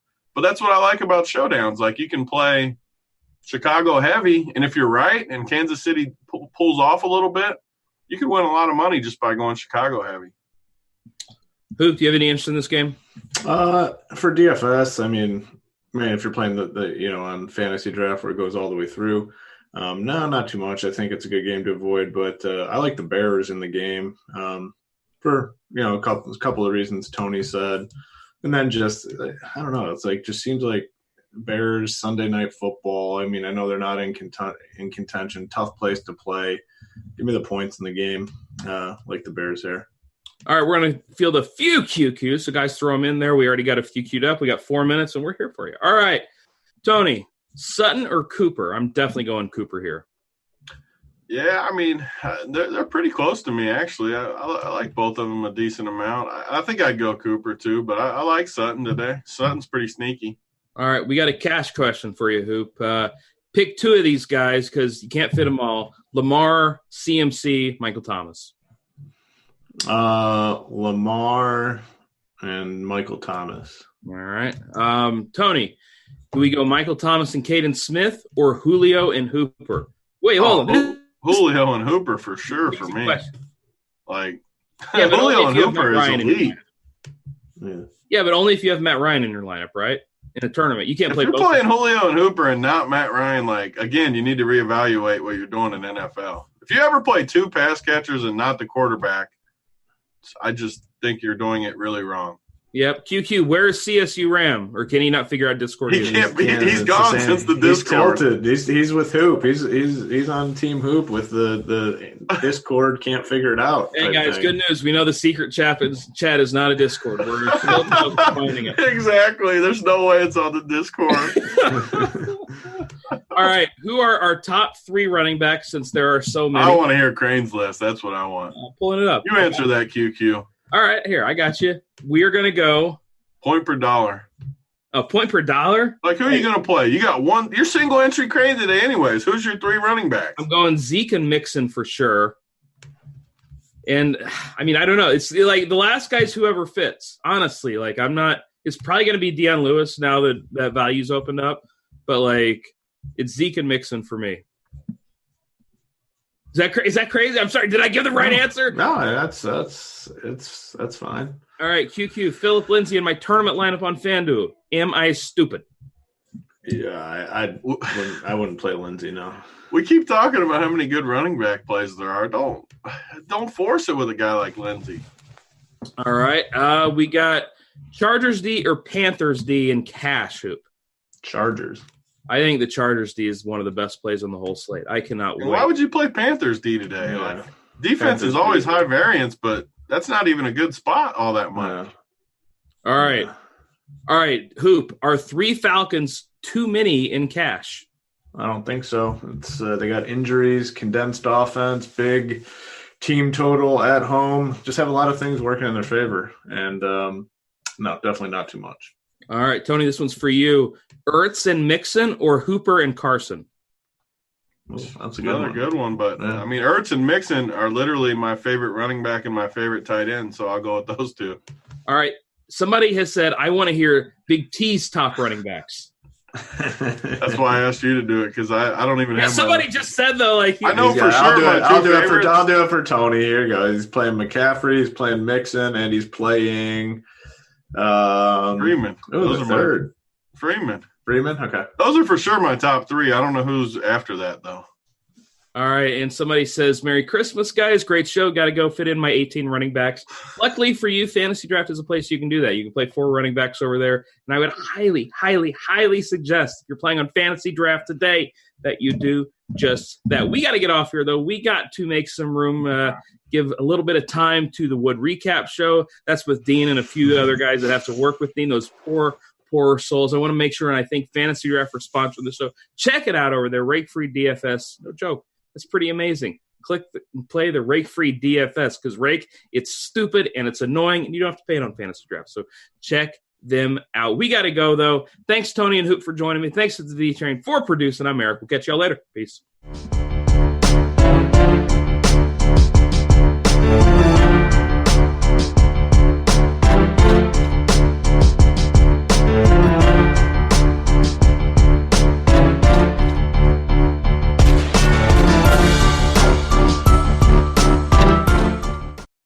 What's up, guys? Beer here back in the Fantasy Bar. 6 of my favorite plays for you for Week 16 over on Yahoo, including a couple running backs in tremendous spots this week. What game am I stacking up? And, of course, my favorite play of the week. Who is it? Belly up to the Fantasy Bar and find out.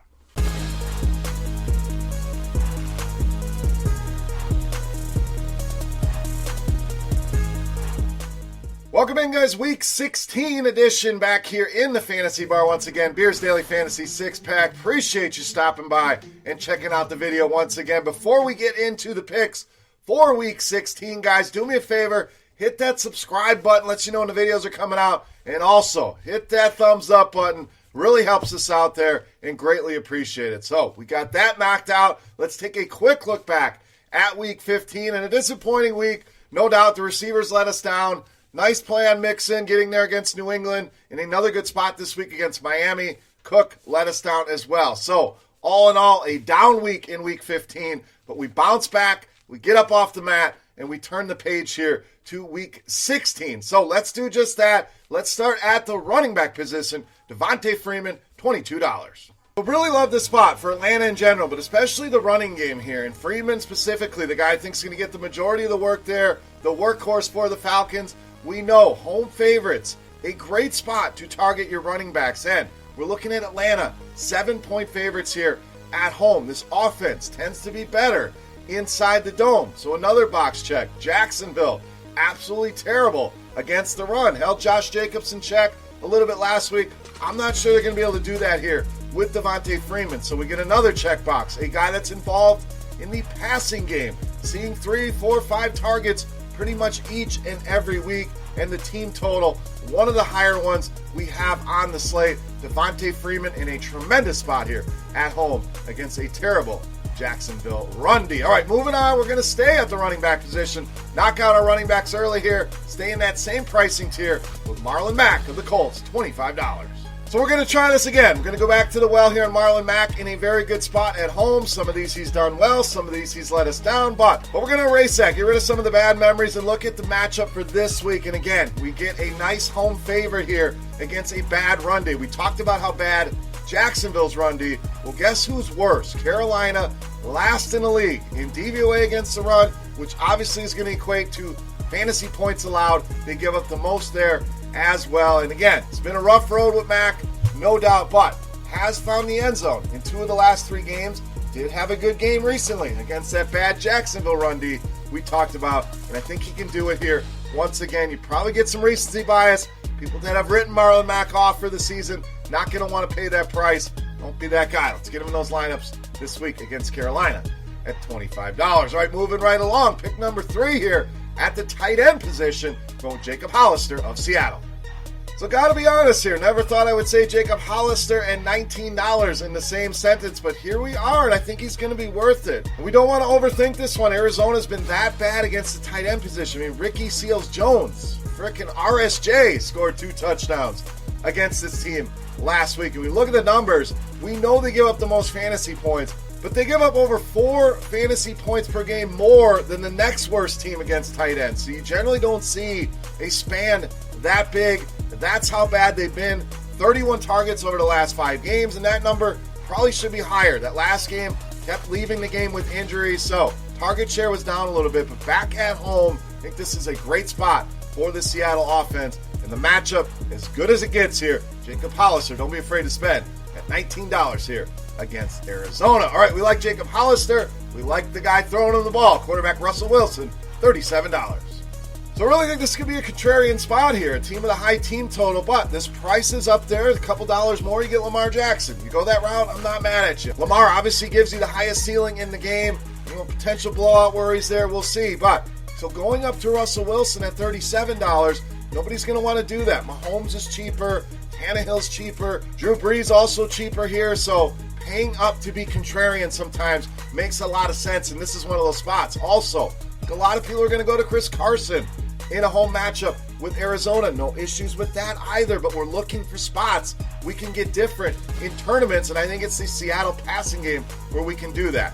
Quarterbacks, nobody's giving up more fantasy points to the position than the Arizona Cardinals. And Seattle, a huge team total here, projected for over 30 points in this game. You got to think Russell Wilson involved in that. You want to stack him up with Carson as well. So I really think you can go any way here with Seattle, but I'll take the path of lower ownership, and I think that's paying up for Russell Wilson, pairing him up here with Jacob Hollister against Arizona here in Week 16. All right, we like that game. That means we need Arizona to do some work. Let's go to the other side with wide receiver Christian Kirk, $19. So first things first, got to make sure he's in the lineup. I don't want to disclude him thinking he might not play. We're going to put him in here. If he's not in, we'll make the adjustments. So keep an eye in the comment section and on Twitter. But I'm expecting him to be out there. And if he is, we want to get him in that lineup. 8 targets per game over the last 5. And like we mentioned, Seattle, big favorites, big team total here. Well, that means Arizona probably throwing a bunch here. I don't think you're going to get 4 Kenyon Drake touchdowns once again here on the road, double-digit underdogs here. So we're talking about 10, 11, 12 targets here for Christian Kirk against the secondary. I think it's very vulnerable here. Not anywhere as good as they once were defensively. So I think Arizona can stay competitive in this game, and a big reason why will be Kyler Murray throwing to Christian Kirk under $20 here. Get him in those lineups over on Yahoo. All right, it's time to take a look at my favorite play on the slate. But before we do that, guys, we're going to run it back. We're going to say thank you once again for the views, the shares, the comments, the loyal bar patrons. We're going to do it once again. Our Beast of the Week contest, closest guess in fantasy points on Yahoo to my Beast of the Week, going to win themselves a free week of RotoGrinders Premium.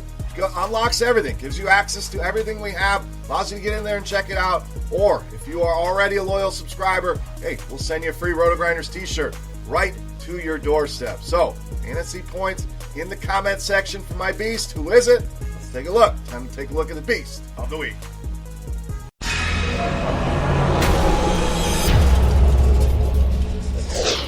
All right, Beast time. We're going to go back to the wide receiver position, and we are not done with the Seattle Seahawks. We are going with Tyler Lockett, $26, this week's Beast of the Week. So giving you a little triple stack here, something a lot of people don't do, but think about it. We expect him to score a lot of points. That means there's going to be a lot of production to go around here. And I already mentioned the Seattle passing game potentially going overlooked with everybody looking to Chris Carson. So let's get even more different here with a three-man stack. But as far as Lockett, finally started to see him get going last week against Carolina. You put him at home. This guy's been money in the bank at home. We can erase that awful 0, the bagel against Minnesota. Every other game at home this season, this guy has scored a touchdown. And Arizona has really given it up to slot receivers. Not quite as bad as they are against the tight end position, but horrible in the slot. You avoid the Patrick Peterson matchup here. And Tyler Lockett, a little bit too cheap, under $30. Locking him in here. Pun intended there. Tyler Lockett, easily my favorite play on Yahoo in this week's Beast of the Week. All right, guys, that'll wrap us up for Week 16 over on Yahoo. Any comments, questions, feedback, get in the comment section.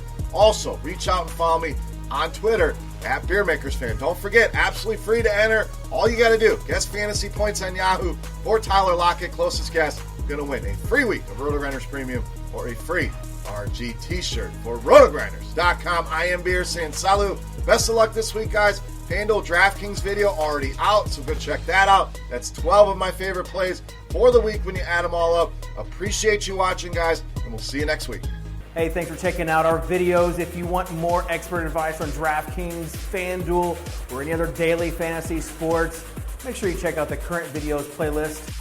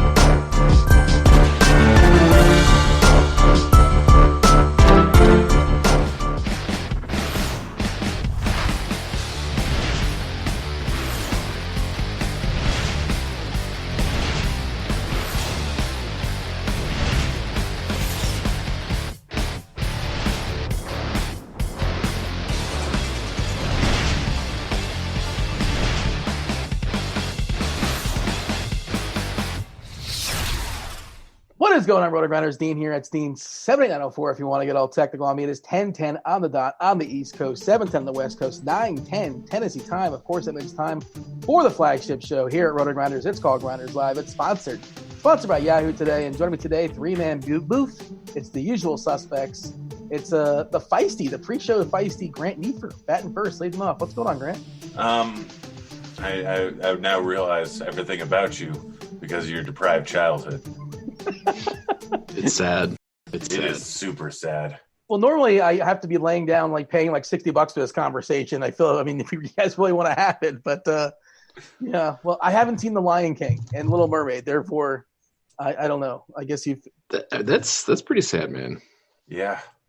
My kids have seen The Lion King. I don't need. I'm fine. It's okay. I don't need to watch The Lion King or Little Mermaid. Have you seen Mulan? No. Why? Watch the live action one. It looks fantastic. The live action. I'm going to watch the Cats. I've heard great things about Cats.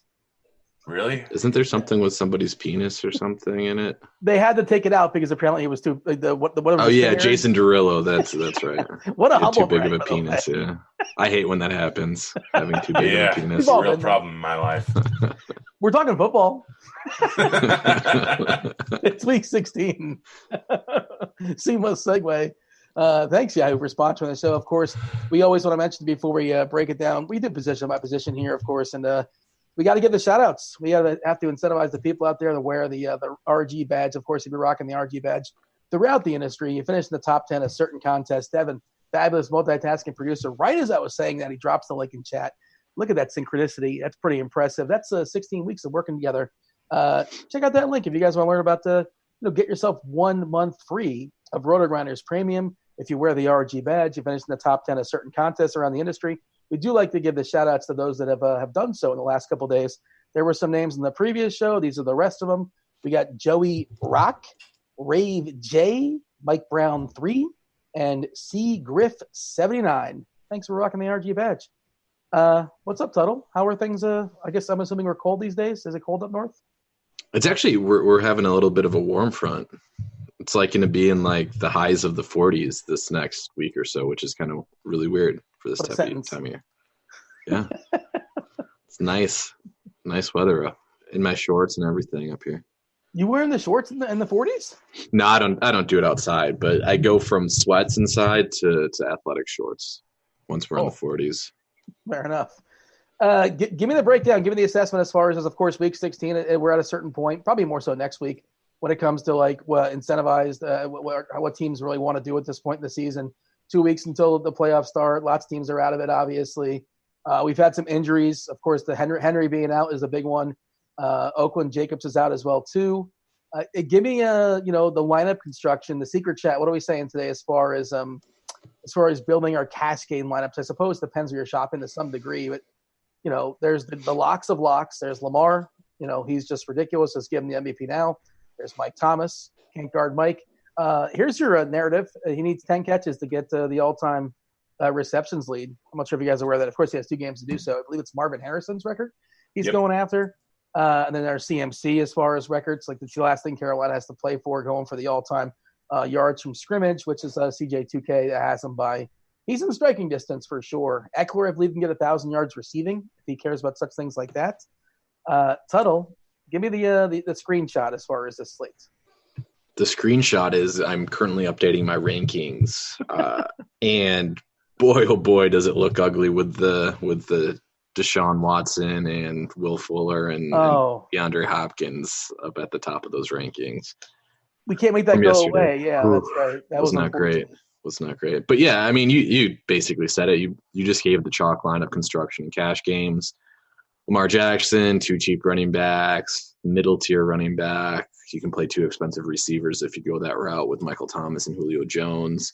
It's pretty straightforward this week for cash. I think in tournaments you can get a little bit more creative and simply by just fading one of the cheap running backs, I think is going to lead to kind of a different lineup construction. So I think cash is pretty straightforward, but tournaments is a little bit more interesting.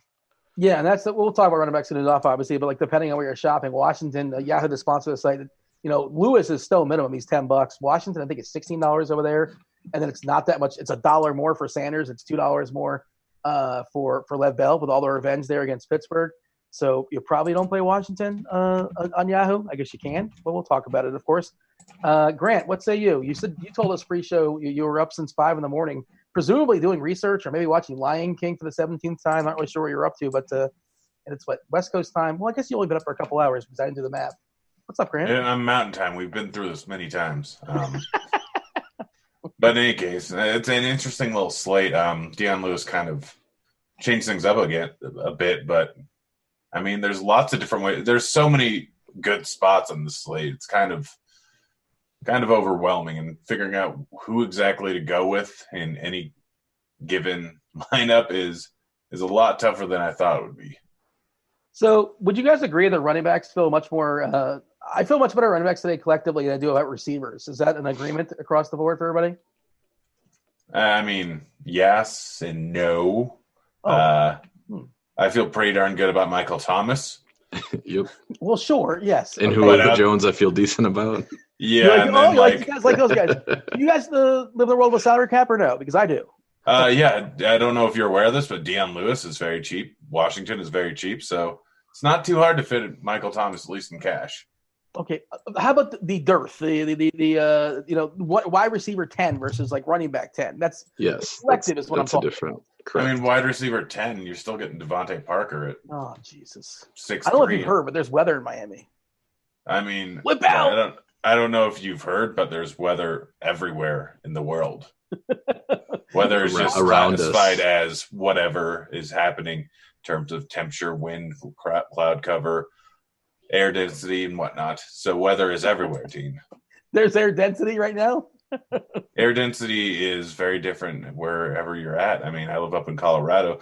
Elevation and humidity affects air density. I don't know. It's not baseball season anymore, but it's a thing. I didn't realize you were a Kevin Ross understudy. I did want to say, Roth, I pulled up his weather report, and it is of note, and it's something that people talked about last night and today.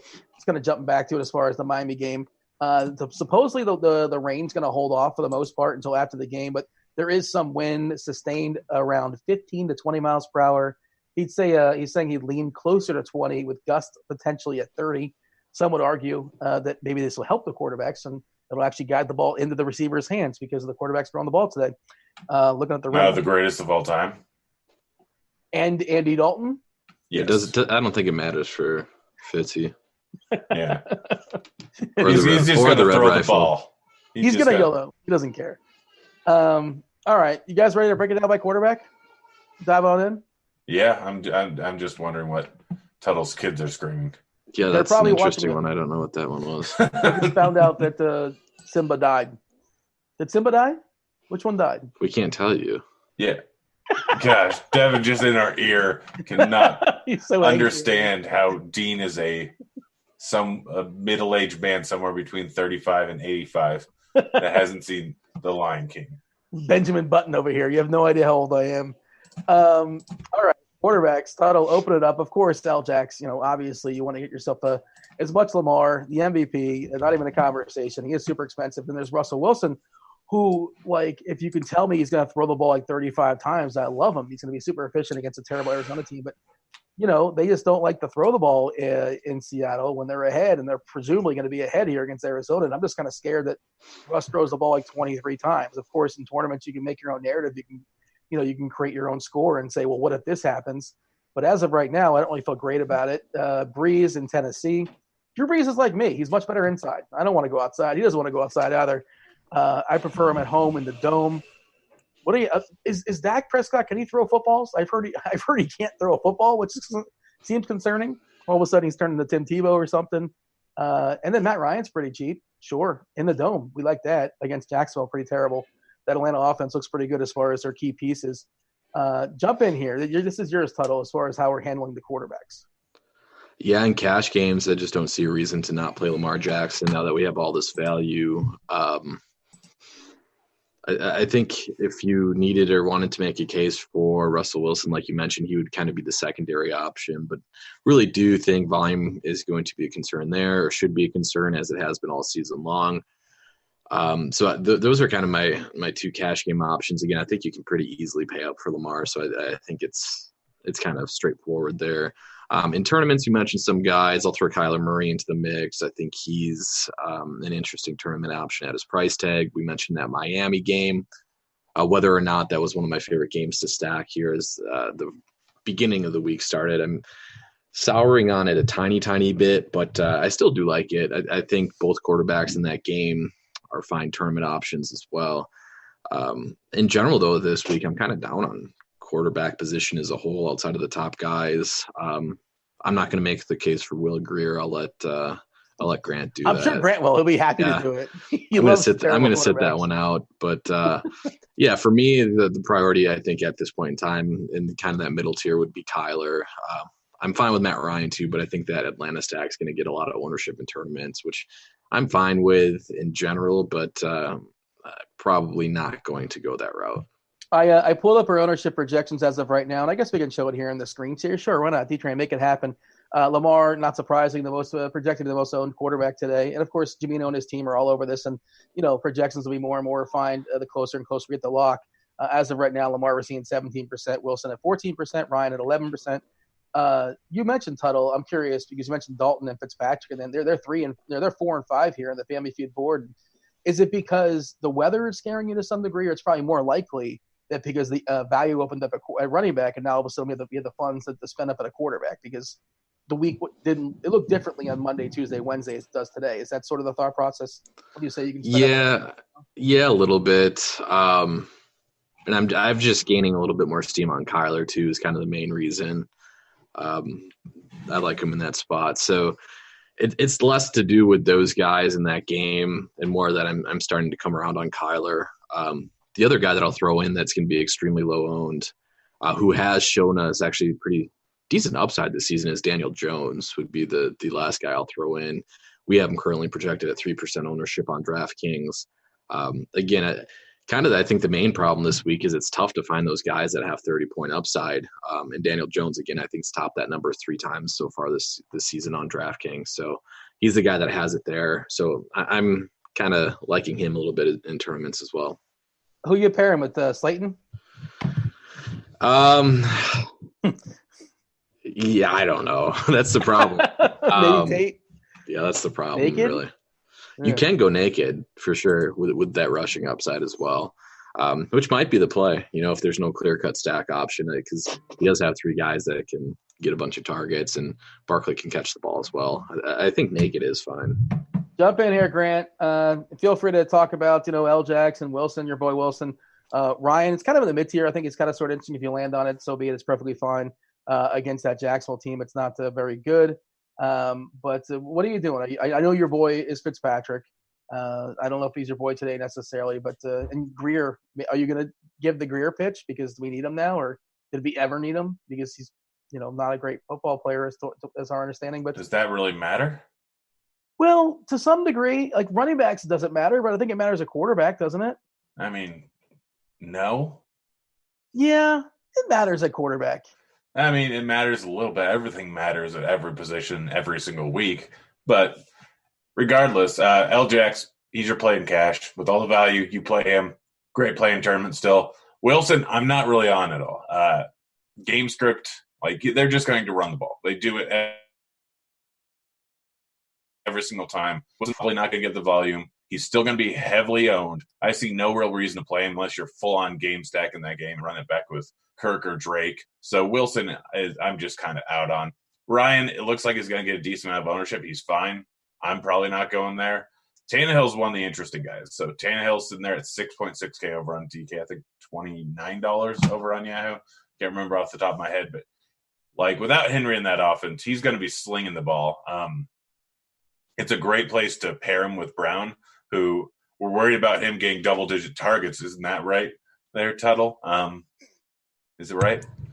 I think I said I would be surprised, and I was. I didn't say that it wasn't going to happen. Oh, both you guys just backtracking every single time. Run the tape back. I said surprised. Check the tape, Grant. You have a job. But Tannehill, he's got the volume's going to be there. He's been hyper efficient all season long, and he just hasn't seen the volume in almost any matchup. He finally got it last week going up against Houston. The last time they had it, he threw 39 passes versus Carolina. He ended up with 28 points.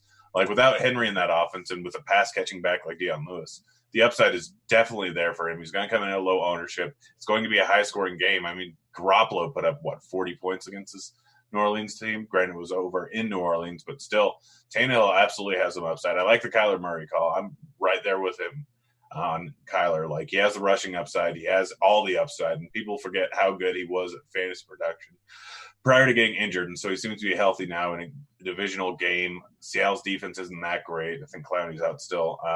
So Murray is still a good play. Rivers going up against Oakland. There it is. Yeah, you're right. Look, am I wrong? Is he not a good play, Dean? He's fine. He's not in the Family Feud board. I mean, I think he is on the Family Feud board. I surveyed 100 people before the show. One person said it, and normally they don't put every name on there. That's when it just missed it, the board. Definitely missed it. Yeah, well, he's probably one of those 4%, 6% when there's 5 on the board and the majority of them go to the top few. But Rivers absolutely fantastic going up against Oakland. We know who we could pair him with. We pair him with Allen. We pair him with Eckler. We pair him with Mike Williams. So he's a great play here at 5.7K. Probably not going Dak. I'm a little bit worried about that injury. Fitzpatrick, absolutely still play him, even with the wind. Like, it's going up against Cincinnati's terrible defense. Like, people give too much credence to wind, but a lot of these stadiums actually, like, they deflate the amount of wind that actually goes into the stadium. And it's more applicable for long downfield passes because the wind is more at the top of the stadium there, unless it's over in Chicago and Soldier Field where wind actually comes down and funnels onto the field. So I don't think it has too much of an effect over in Miami. So Fitzpatrick is still very much in play. We thought about fading it last week. We did fade him last week, and wasn't a great idea. He still had a pretty good game. Parker, we fade him every week, basically. I think you can speak for yourself. I mean, he wins Millie Makers. That's what he does. He hasn't won a Millie Maker since like 1972. Since week 1 last year and week 4 last year. Is that really true? Like, you know that off the dome, like week 1 and week 4 last year? He won the Millie Maker at a 1% ownership when he went for 45 points with Mike Evans and Godwin going absolutely ham. He won it multiple times last year. He had different receivers. Yeah, well, I think he came close to winning the Millie Maker, 4 weeks ago when he put up 30? Yeah, I mean, all right. Dean, there's 32 quarterbacks in the league. He wins at the Millie Maker at a drastically higher rate than other people. It's just math, Dean. More so than Will Grier, you're saying? Will Grier is interesting at 4.3K, but like, I think I have more interest in him now than I did prior to the Derrick Henry news, just because he's going to come in at lower ownership because people don't need to play him now that they have Lewis and they have Washington. Like, there's really not a whole lot of points. So paying down a quarterback instead of paying down a running back, Grier can still go for a decent game.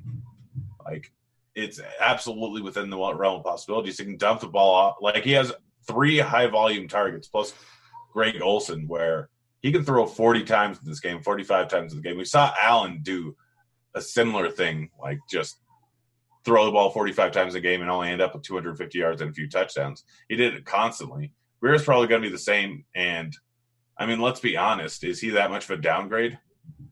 Well, that's the thing, right? Like, we saw how terrible Allen was, and they still took forever to make that change, which tells me that they know how terrible Grier is too.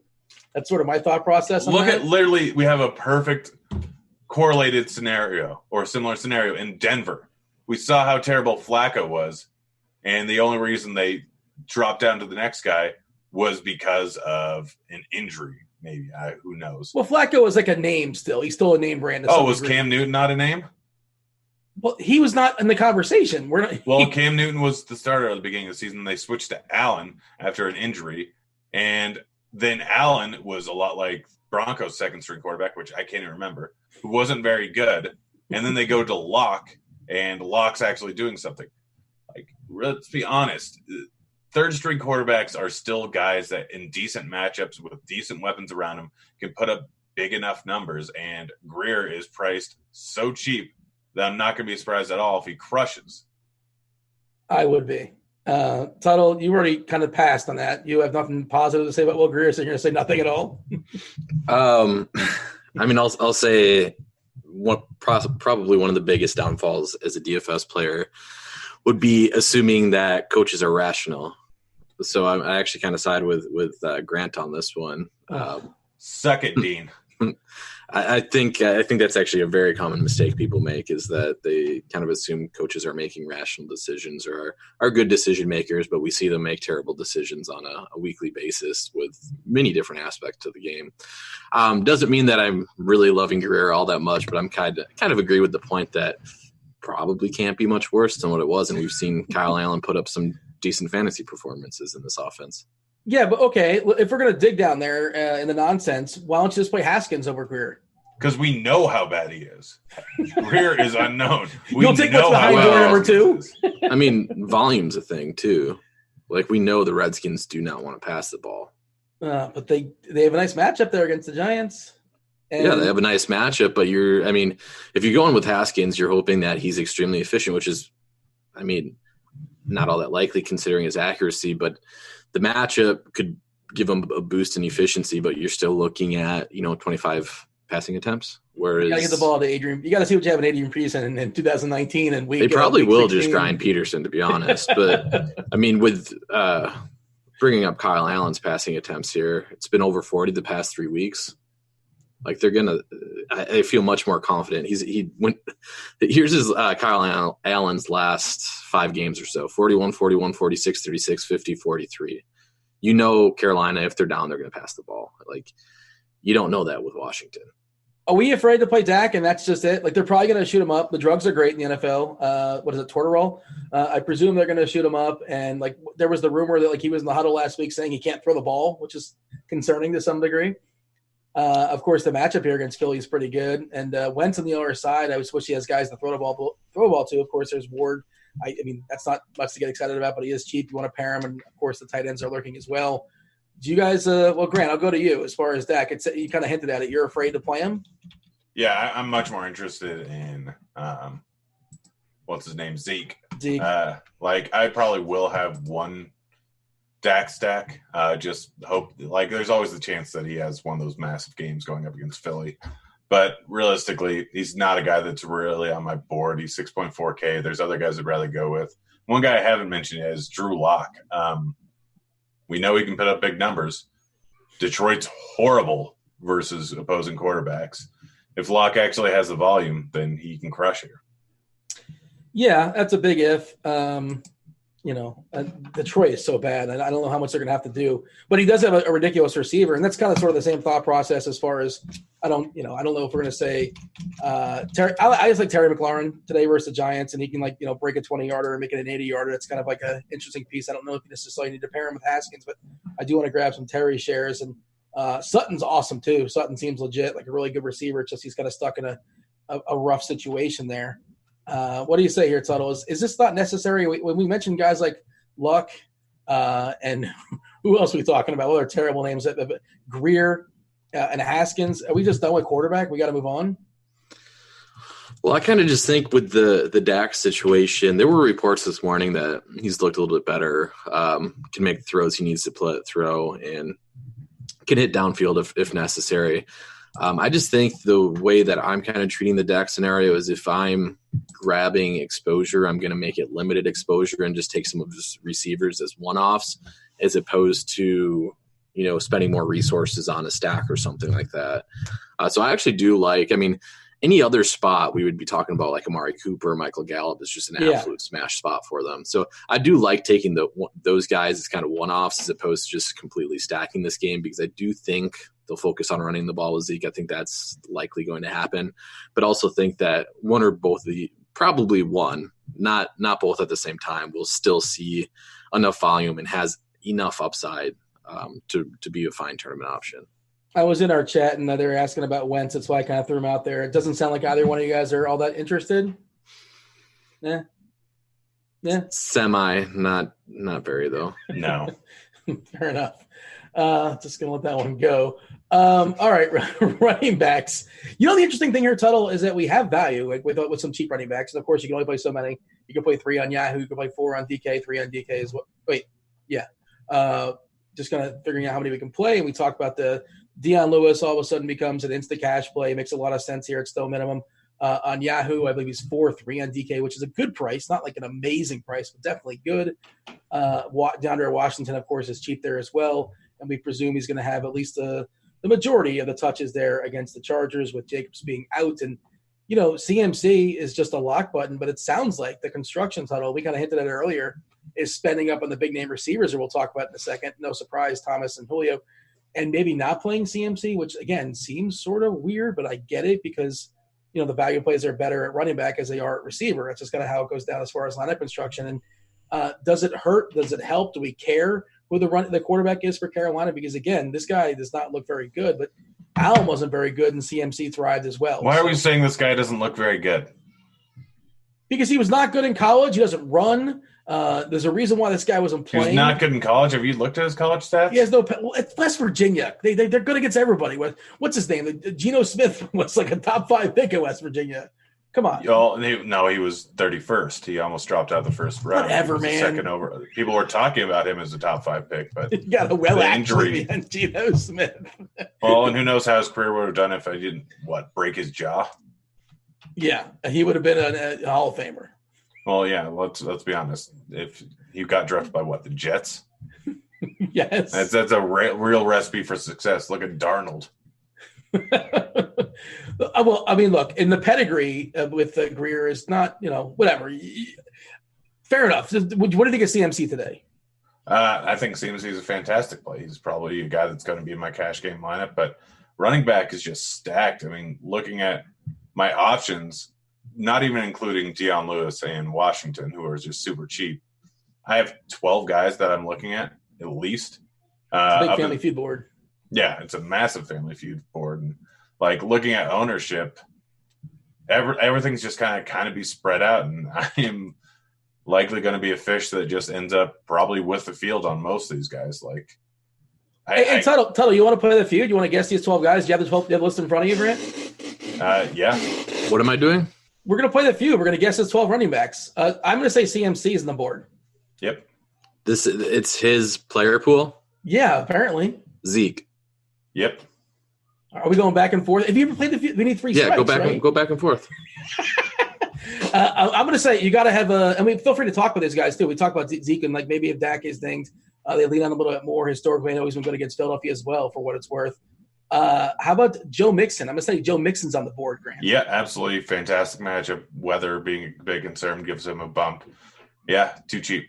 Also, Dolphins. I'll take the DeAndre Washington layup. Yep. We'll get him and Lewis out of the way. Yeah, I got Lewis. Back to you. That's fine. Devontae Freeman. That was my next name. Oh, every single week, Grant touts. He loves to. He's contractually obligated to tout 4 Chargers. So Melvin Gordon, yeah. Melvin Gordon, is he on? I'm going to say Melvin Gordon's on your board.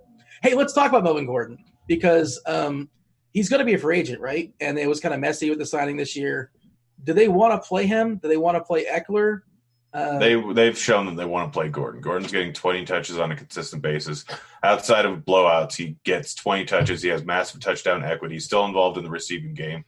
They're going to use him in the red zone, but they'll use Eckler a little bit too. Eckler's more of the receiving option. If they're up in this game, but it's still within range for Oakland and not a complete blowout, then they will be feeding Melvin the ball consistently in the second half because they have no reason to run Eckler to the ground. All they want is to get him that 1,000 yards receiving in order to get him that nice little record. So if they're up, they're probably not going to be throwing the ball to him too much.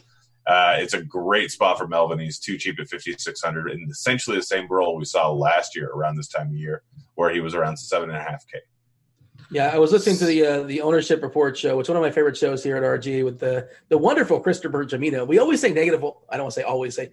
We only point out Jamino like, oh, that ownership's wrong by 3%. Screw you, Jamino. We never say anything nice. So yeah, I always say nice things to Jamino. Well, you say mean things about his ownership projection sometimes. I've never said mean behind things. his back. I'm talking about. You'll behind his back. No, all I say is nice things.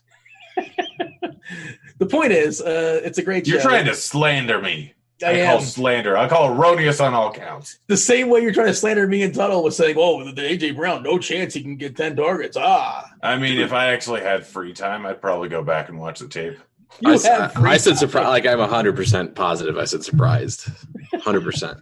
But I'm also 100% positive on my next pick that I really want to get out because this is like an all-time Graham play. Who is it? Adrian Peterson. He is on the board. Unbelievable. Oh, unbelievable. Unbelievable. They're still giving him 20 touches a game in a great That spot. is unbelievable, but it is happening. But the point I was making, by the way, the show I like with the ownership report was with Escott. He's a Chargers fan. He's really, really good at DFS, and dude's won some finals as well. He was talking up Eckler for what it's worth. I think he liked both, but don't quote me on that. But I know he definitely liked Eckler as well. And Grant. So the thing is with Gordon, I actually didn't watch the game. What was the snap count like after he lost his second fumble? Because that's a thing, right? So I was mean, going to go ahead. like after he lost the second fumble, that might be a thing. The problem is like it was more favoring Eckler playing. So it's not – it wouldn't be an entire correlation between, oh, he lost the second fumble. It's they were getting blown out and he lost the second fumble. For what it's worth, the entirety of the game, as far as the snap count last week, Gordon at 40%, Eckler at 48%, and Justin Jackson got some run at 21%. They dusted him off. Back-to-back weeks now, Justin Jackson's got 20% of the snaps for what it's worth. Back-to-back blowouts. Are we still playing? We're still playing the feud. Oh, Chris Carson, he's on the board. You're a Seattle fan. So talk to me about Carson. Might be over 12. Carson. Miles Sanders. There we go. I think that's pretty much the end of it. Barkley was the last one that you guys weren't going to get. That's the board? Why did you just ended the game? We were batting 1,000. I mean, actually, there's one other guy. There's one other guy. Kenyon Drake. No, but he just missed the board. Similar price range. I'm going to say Philip Lindsay. Nope. Similar price. Marlon Mack. That's it. Yeah, that's the helicopter. The helicopter absolutely got me on Mac. I'm like, I wasn't even really thinking about him. I'm like, well, he's spoken. It's going to happen. It made me look at him, but I don't know if I can pull the trigger still. Carolina has a terrible run D. Yeah, I mean, that's literally like that's the reasoning for Mac. The reasoning is Carolina has a terrible run D. Mac gets tons of volume. Like, he was injured, but prior to being injured, he was getting 20 touches a game. They've been in a lot of bad games, some blowouts. And that's Andy was coming out back after injury. But you look at the games prior, Jacksonville, 109 yards rushing, 14 attempts. He got injured in that game. Miami, 19 rushes, 74 yards. Pittsburgh, 21 rushes, 19, 18, 29. He's averaging over 20 a game. We want a bell cow back. He is absolutely that. And he's going up against a terrible Carolina defense, up against a QB making his first start, which he may put up big points. I've heard great things about him on the show. He may be Jameis Winston. He may be Nathan Peterman, in which case he's probably going to throw some interceptions, get them in good field range, because we see it all the time with Jameis Winston. Like, Will Greer's biggest comparison is Nathan Peterman, which means he's going to sling it, but he's probably going to turn the ball over. So we know that they're probably going to be in decent field position often. We could potentially see a 3-touchdown game from Marlon Mack here. He's this week's Drake. For what it's worth, last 2 weeks, 41% of the snaps for Mack was first week back after being out for a couple weeks, and then last week was 45%. I know it was a blowout last week. But I guess that's sort of my question is, like, what is their incentive to push Mack at like 75, 80, 90% of the snaps? I mean, there's not much. There's not much. That's the problem. That is the problem, but that's also why his ownership's going to be lower. He's not projected for 10% ownership. Yeah, I know, but you got to weigh everything, and there's a lot of good running backs that. Well, is Indy technically eliminated? And he also doesn't catch footballs. Like I like a running back that can catch the football. Oh, maybe. Really, Dean? I've never heard you say that before. But is Indy technically eliminated? I believe they are. Yeah, I believe it's like a 2% chance. Isn't the thing because this is why everyone was yelling about the Titans this morning, and Rappaport's like, well, this game is technically meaningless, or this game's meaningless. But then everybody was like, no, actually, if everybody ends 8-8 between the Titans, the Colts, and the Steelers, then I think the Colts actually get in. Yeah, so let's go through the math logically. Assuming a 50% win rate on the next two games, both the Steelers and the Titans, that's 25% chance that each of them end up at losing both games, and then 8.7% chance in all likelihood that both of them end up at 8-8. If you have an 8.8% chance at the playoffs, are you going to try and win? Yes. And it's even worse considering that the Titans are playing the Saints today, likely going to be a loser. Steelers going up against the Jets, which it does not set up as a good spot for them, considering Jets have been great at home and they have a very good run D. Steelers offense can't really do too much, and Steelers are all but guaranteed to lose against the Ravens, even if they're playing backups. I just pulled up 538's prediction to make the playoffs percentage-wise with math and all that. The Colts don't have a percentage. I think they're out. Are they? Tennessee at 57%, Dallas 55%, Philadelphia 45%, Pittsburgh 42%. Everybody else is in. Everybody else is out. Colts beat the Titans once. They beat them twice. The Colts get the tiebreak. Yeah, I've been through this morning on Twitter because Rappaport tweeted the NFL research thing that was like, hey, this game has absolutely zero meaning, and then everybody's like, no, actually it does. Blah blah blah. Cleveland and Oakland have less than a 1% chance according to this, but again, unless it's so maybe Oakland's the team that if they win, if Oakland, but then I don't. I think why we should move on, right? Yes, we should. Carson, he's going to get the volume. He's going to end up with 25 carries. He has touchdown equity. Arizona defense is terrible. He's priced up, which is going to draw a little bit of ownership away from him. Carson's a fantastic play. 25 carries, so that's what, 26 touches for Carson? Yeah, pretty much. I mean, Dean, he's averaging over 2 receptions a game in the last 5. On the season, he's averaging around 2.5. Give me your favorite mid-tier running back, Grant. I know you have a big list there. You know, guys like Freeman, guys like Gordon. Your favorite mid-tier guy. Freeman, Gordon, and Mixon all stand off as the better point per dollar plays. But the better tournament play is Miles Sanders. Going up against Dallas, we all know that there's not too much in terms of guys to throw to for wins. They're probably going to be running 2 tight end sets, which is better for Miles Sanders. He's getting involved in the receiving game a lot recently, and on top of that, Dallas funnels targets to opposing running backs. Like, Miles Sanders is one of the best tournament plays on the entire board today now that Howard's been ruled out. Same question, Tuttle. Favorite mid-tier, Devontae Freeman for cash, I would say. Can you play 3 Falcons in cash? You can. Yeah. You're not going to feel great about it, but yeah, I feel great about it. You could play 4 in theory. Yeah. But, it's you want to throw Matt Ryan into the mix? Yeah, I mean, in theory, you can get him in there. But you don't I think the smart move is to play 4 Falcons and, your triple ups. Okay, you're going to fade one of these 2 guys. You're going to fade Lewis or Washington, Tuttle. Who you fading? Oh, man, I think it's DeAndre Washington. Tell me why. I'm not confident, but I think Lewis has the better path to a bigger workload. I feel more confident in Lewis getting 60 to 70% of the work than Washington. Week 14, for what it's worth, that Jacobs missed. Washington played 63% of the snaps. Richard played 39% of the snaps. And Alec Ingold played 13% of the snaps. Yeah, they were also leading in that game. Richard will be more heavily involved if they are behind, which is the more likely scenario with the Chargers. And Jacksonville's defense against the run is just one of the worst in the league, so it was more advantageous for them to run. This is not a good game script. I don't really want to play either Dion Lewis or Washington in tournaments. I think you're better off paying 2 extra K for Melvin Gordon, for Mixon, for Freeman, for Sanders. It gives you a drastically different build in the field, and you're not paying up that much more. It's not like these guys are priced at 3K. They're above 4K. But that's a good segue to receiver, Grant, because that means you can't have both, almost definitely can't have both, of Mike Thomas and Julio.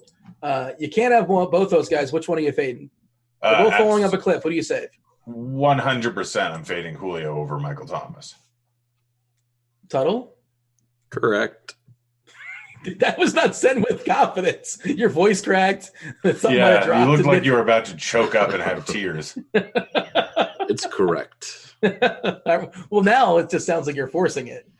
Well, tell me why that's correct, Tuttle. Because Michael Thomas catches a lot of balls. Can't guard him?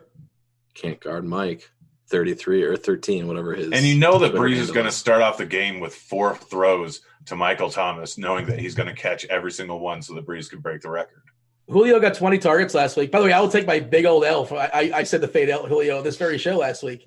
It was not a good week for your boy. It did not end well either with that touchdown, that walk-off. But I will say the angle you could take to fading Michael Thomas would be Tennessee doesn't want this game. They don't care about it. Turns into a blowout, and that pretty much neuters Thomas. Hey, correct me if I'm wrong. Did we just not talk about Kamara? Yes, we did not talk about Kamara. I have zero interest in him. I mean, he's been terrible all season outside that 1 week. I think we had those 2 touchdowns. Was that week 2 or something like that? Yes, that's the only week where he got a touchdown. Yeah. Ryan Fitzpatrick's winning more million makers than Kamara, according to Grant stats. It's not been a good year for him. The price is down in some places. We didn't talk about him for a reason. We're just not playing him. We are playing him based on hyper efficiency for several years. Murray's still involved in the running game. Thomas is having an explosion year. They're not the run first team that they always have been in the past. So I have no reason to play him. All right, so Tuttle, let's go back to receivers. We love Thomas. We love Julio. We prefer Thomas over Julio. Both have very good plays.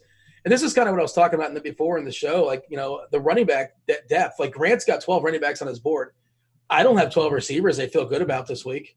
I guess you can't feel good about every single play necessarily. Lockett, same story as with Russ. Like, if they're behind or even the game's kind of sort of close, love Lockett there against Arizona, but they might shut it down, mid-third quarter or even at halftime or something like that. For sure, he's a great play. The Cincy receivers, I'm looking at Boyd can kind of sort of be interesting against Miami. Parker, I don't mind. That win to some degree is not very appealing. Grant's boy, Keenan Allen, I like him a good bit just because the matchup and the price is pretty positive. But I don't know, Tuttle. Like, it just kind of gets murky really fast. And as far as the cheap receivers, you'd think week 16 we'd have some guys, but, like, not really. There's a couple guys, but I don't feel good about it. What's your assessment here? Yeah, I do like Tyler Boyd quite a bit. I've had to refrain from tagging him as a cash game option as I'm on cash tags. I think I have him tagged on some sites. I'll have to check that out. Is that a win-related take? No. I mean, he would be the guy least affected by wind. I do have him tagged. I tagged him. Projections don't like him, which is kind of why I'm a little bit hesitant on tagging him as a cash game option. But I do love him a lot this week. I think the target totals will be there. We've already talked about liking this game in general, especially if wind or rain's not involved. Weather seems to be trending in a better direction for this game. The over-under or the total has not moved. I think the total's moved like half a point. Which does not make me worried about, wind affecting this game really at all. That's pretty much normal line movement throughout the week. I think Boyd is a pretty strong candidate for double-digit targets, I should say. Extremely good matchup for him as well. So, yeah, I like Boyd quite a bit. Can we trust the injured? He's going to give it a go, as far as we can tell. Of course, they have nothing to play for. Can we trust Christian Kirk in cash games? I don't think so in cash. Yeah. I just don't. There's probably not a reason. The crazy thing is on DraftKings where you need the savings. Larry Fitzgerald is probably can be considered a cash game option. It doesn't feel great.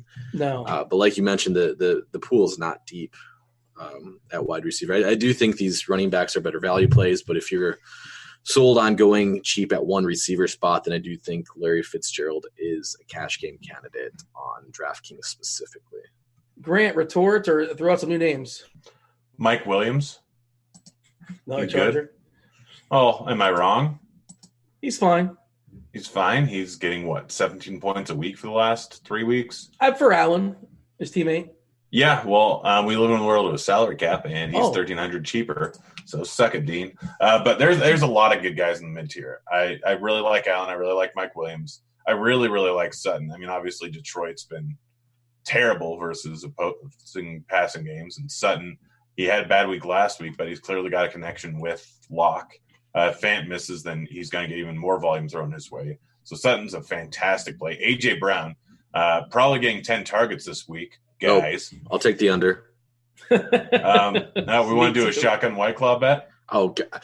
I'll shotgun anything but a White Claw. That was done. That was just terrible. Just shotgun a beer. Well, we got a shotgun bet. Okay. AJ, we can end it with week 17. AJ Brown, he's been hyper efficient. Now he gets a spot where the game script favors him, and the guy has 3 games of over 26 points in the last 4 weeks. This is a perfect spot where they're going to throw the ball more, and Derrick Henry isn't going to be involved because he ain't playing.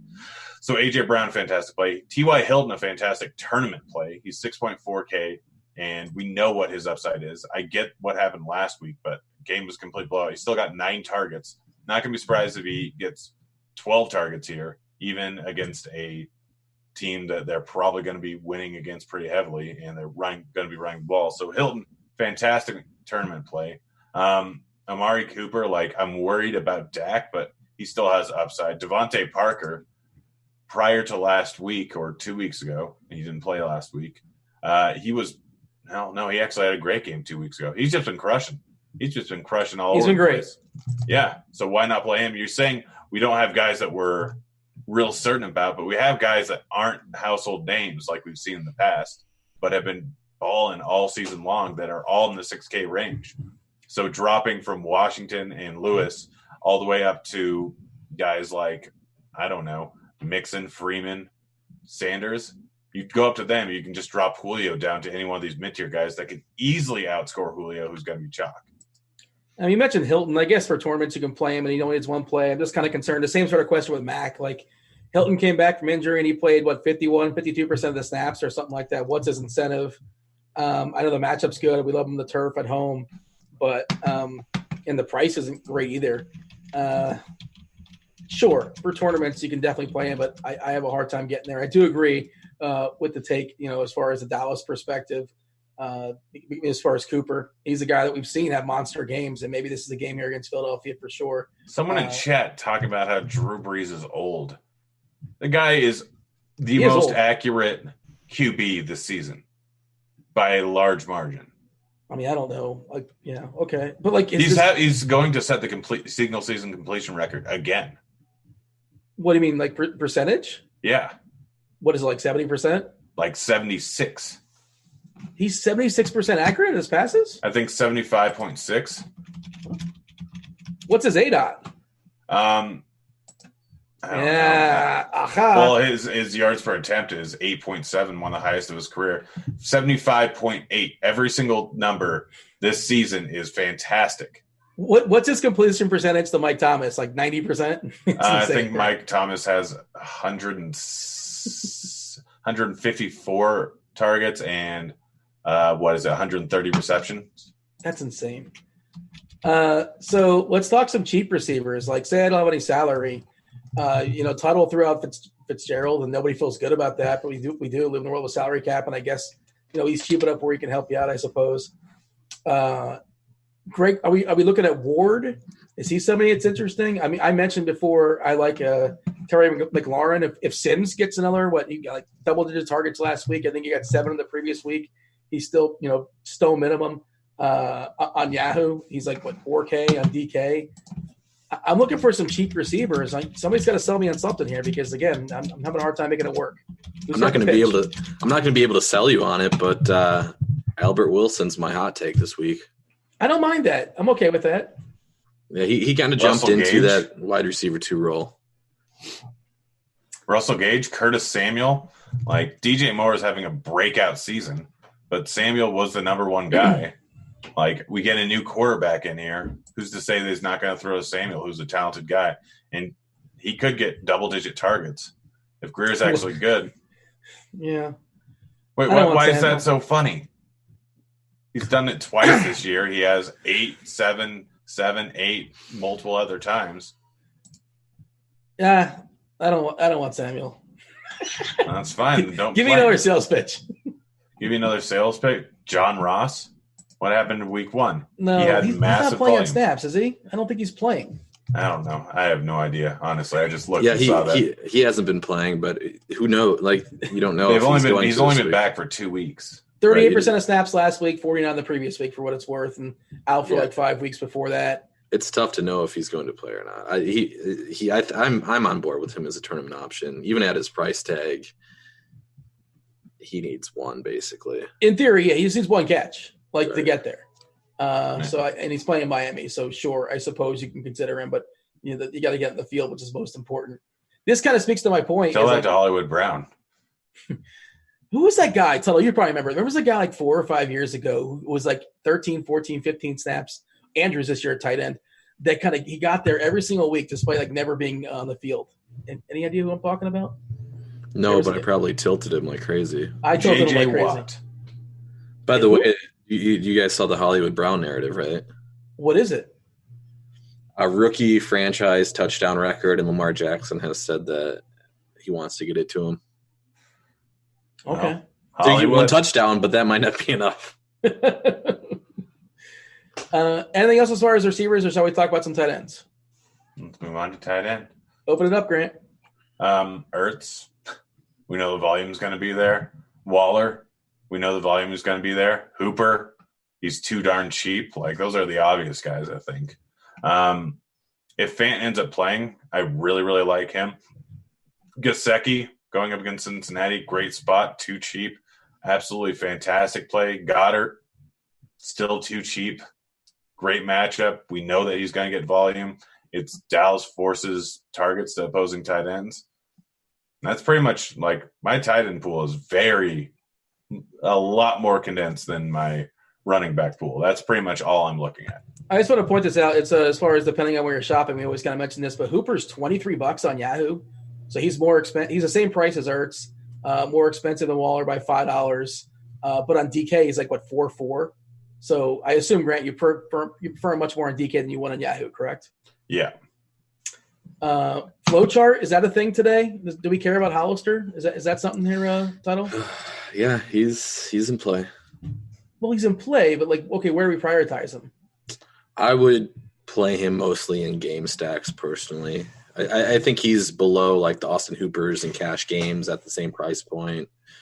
So personally, yeah, I'm reserving him for game stacks, but I think he's a fine option for sure.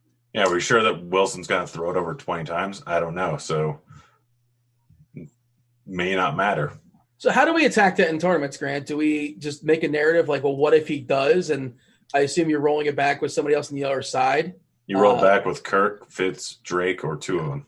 I actually had this morning. I have a buddy that doesn't play DFS very much. He sent me over a lineup to let me, ask my opinion on it. And it was a Russell Wilson double stack with Lockett and Hollister, and he didn't have any Cardinals receiver, or he didn't bring it back with anybody. I said, you can't do that because, for Wilson to pay, Wilson's not cheap, Lockett's not cheap. For them to pay off their tag or to have extreme ceiling games, they're going to have to be in a game script where they're throwing the ball. I mean, honestly, the better way to play him is if you're playing Murray on the other side. Yeah, that might actually make sense. And then play Lockett and Hollister, or Lockett and Carson. They're asking in chat here about Jonnu Smith for Tennessee. Any interest on Jonnu? No. Yeah, that's it. I really like – it's somebody that Grant mentioned, but I really like in tournaments Goddard quite a bit. I think he's the guy that's going significantly overlooked. We know he's going to have a massive role. He's basically their wide receiver 3 at this point. He ran 40 routes last week. Like that type of usage out of a tight end is unheard of, especially is basically the backup tight end. So Goddard is the guy that I like quite a bit. We only have him at 4% owned on DraftKings. I think that's pretty accurate. A lot of Hooper in that price range is going to draw a lot of the ownership. So Goddard's a guy that we've seen have multiple touchdown upside in the past as well. So he's kind of my favorite GPP option. We are still in YouTube jail, so that's why we haven't been saying like and subscribe over there, and that's why we have not been compiling questions over there on YouTube. And it's much trickier to compile questions at Discord, and it's much trickier to keep track of them because you can't kind of go up to a certain spot because it'll jump. Just kind of I want to ask some questions here in the chat. If you guys start loading them up, feel free to fire away. I think we're getting trolled here by our podcast cohort here, Grant. Mangone said he just woke up and he started researching, which is not true. What's the best stack of the day? What do you have for me? Oh, gosh. Lock to Sutton. Oh, is this because you don't like Mangone? You're trying to stick him with Lock? I mean, honestly, I guess I prefer Sutton. I got caught off guard, but I like him a la carte.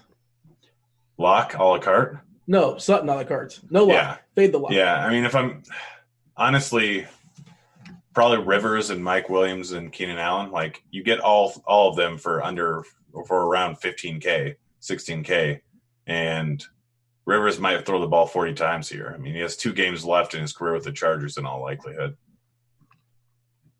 Yeah. All right. Jump in here, Tuttle. How about this? Your favorite correlation play, favorite game stack, Tuttle? That Seattle game. And with Kyler at quarterback. And how would you – yeah, okay. So that's how you would do it. You do it – and, you like Lockett as well on the other side. I presume that's your key piece in the Seattle team? Yeah, and then – I'm fine with the Hollister too if you're only running a back one. And then I also like that Cincinnati-Miami game. Tell me what you like about it. I gave you the pieces. I gave you Tyler Boyd. I think the interesting way to attack it, Devontae Parker is going to have the heaviest ownership of that group, but I think for their price tags, I actually think Gesicki and Albert Wilson are decent plays. So if you do the Fitzgerald with Gesicki and Burt, you're saving a lot of salary to spend elsewhere, and you're going to have really unique lineup construction because you'll likely be spending that salary at running back where nobody else will be. Hey, Tuttle, rank these three FanDuel cash: Lewis, Freeman, and Washington. I think they're on the right track. Yes, I would rank them in that order. Lewis, Freeman, and then Washington. Who's in their season-long finals this week? Raise your hands. Bam! My only one. I'm 2 for 2. I'm going for last place in both of mine. Oh, do you have to do I anything go goofy? 100% DJ and Antonio Brown every year, and he just crushes me. I'm currently waiting to hopefully grab Deion Lewis with a $0 bid claim, and we'll see if that works. Otherwise, I'm stuck with Tariq Cohen tonight. Oh, boy. I won the RotoGrinders tournament, 16. Well, the RotoGrinders one I won, and now it's like week 16. Like there's 2 different divisions. I take on Nap tonight, and then my friends and family, my friends league. I'm in the finals as well too, and I also claimed Lewis. You don't have friends. Oh yeah, well my cohorts, God, people that know me that can kind of sort of somewhat tolerate me league. How about that? Is that better for you? I didn't pay attention to you. I'm too busy reading Mangun in chat. What's going on with Mangun in chat? We got a few minutes. I'm looking for some questions in He's chat. ripping on me. Doesn't understand that Chargers are a great place. Yeah. Okay. So you got Allen, Boyd, or Kirk. Can you rank those 3 for me? Grant, you do that. So that's Keenan Allen, Tyler Boyd, and Chris. Allen, Kirk, Boyd. Would you confirm or deny? No, I would have it the order it was written in. Allen, Boyd, Kirk. Yes. Any Jalen Richard love for anybody? Yeah. I mean, I will say the Deion Lewis news kind of ruined things a bit, is making Richard like a really, really good leverage play. Because Richard was somebody that I think I have on the expert survey as a really good leverage play. Somebody I wrote up in my article as a strong leverage play. Not quite as necessary just because there's going to be Deion Lewis help spread ownership out a little bit. But back when we were looking at DeAndre Washington as like 50% owned, I thought there was some merit to playing Jalen Richard. A little less merit now, but I still think on DraftKings at 3,500, there are certainly paths to him getting 10 to 15 points. Not a ton of upside there, but an okay point per dollar play still. Would you guys play Greer in tournaments on DK where he's crazy cheap? It sounds like Grant would and Tuttle wouldn't. Is that what I'm hearing correctly? Would I play Greer in tournaments? Yes. You like Greer, Tuttle? Doesn't sound like you do. I don't hate him, but he's not high on my priority list. Hey, Tuttle, CMC in cash on DK. That's what they're talking about. It's weird. I don't think we're going to play CMC in cash. I don't think so. No, I think this is going to be one of the lowest owned weeks that we see CMC this season, which honestly I love for tournaments.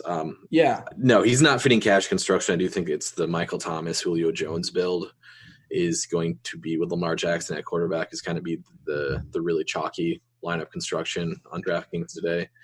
But McCaffrey, he's getting to be a guy that I'm trying to figure out right now if I want him in my main GPP lineup or not. You can go either way, and it's all basically narrative based. Either way you go, do they want to get him his record 400 yards basically over the next 2 weeks, or do they not want him to get injured? So it's basically depending on where you still stand. Throw him in every single play.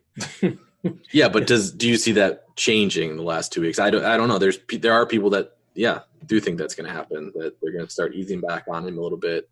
If you think that's the case, and I think I think that's popular thought. Also, like the new the new coach in charge, like you don't think that he wants to win strictly for his own self-edification? His ego? You basically prove my point. McCaffrey's merit is completely narrative-based this week. Depending on how you're spinning the narrative is how strong of a play he is, basically. Hey, we got to step aside and get out of here. We're going to make way for the premium shows. Of course, I believe it's Britt who's back with SDL Cards and Tip and Pick along with JSU on Crunch Time. So you guys don't have to lock. Give me a hot take, Grant, and give me a defense you like as well. Lewis and Washington both go for under 10 DK points. And the Chargers are the highest scoring defense. Just because I like to talk about Chargers, apparently. I like the Chargers defense, too, a little bit. The Tuttle, jump in here. See that and raise it. Tyler Boyd, 2 touchdowns. And defense, let us go with the Colts. Who's like the worst defense you're willing to play if it makes everything else work? Oof. Yeah, I was going to say Titans before this morning. Falcons. Yeah. I mean, over on Yahoo, Chargers are $11. All right, we got to go. Devin's There going you to yell us in our ear. Good luck this week. Happy holidays. Enjoy your Christmas. Whatever you all celebrate, good times. Everybody stay safe. He's Tuttle. He's Grant. 50% chance I'm right. I'm definitely Dean. 100% chance. Thank you, Yahoo, for sponsoring the show. Enjoy your football today. We're out of here. Holler.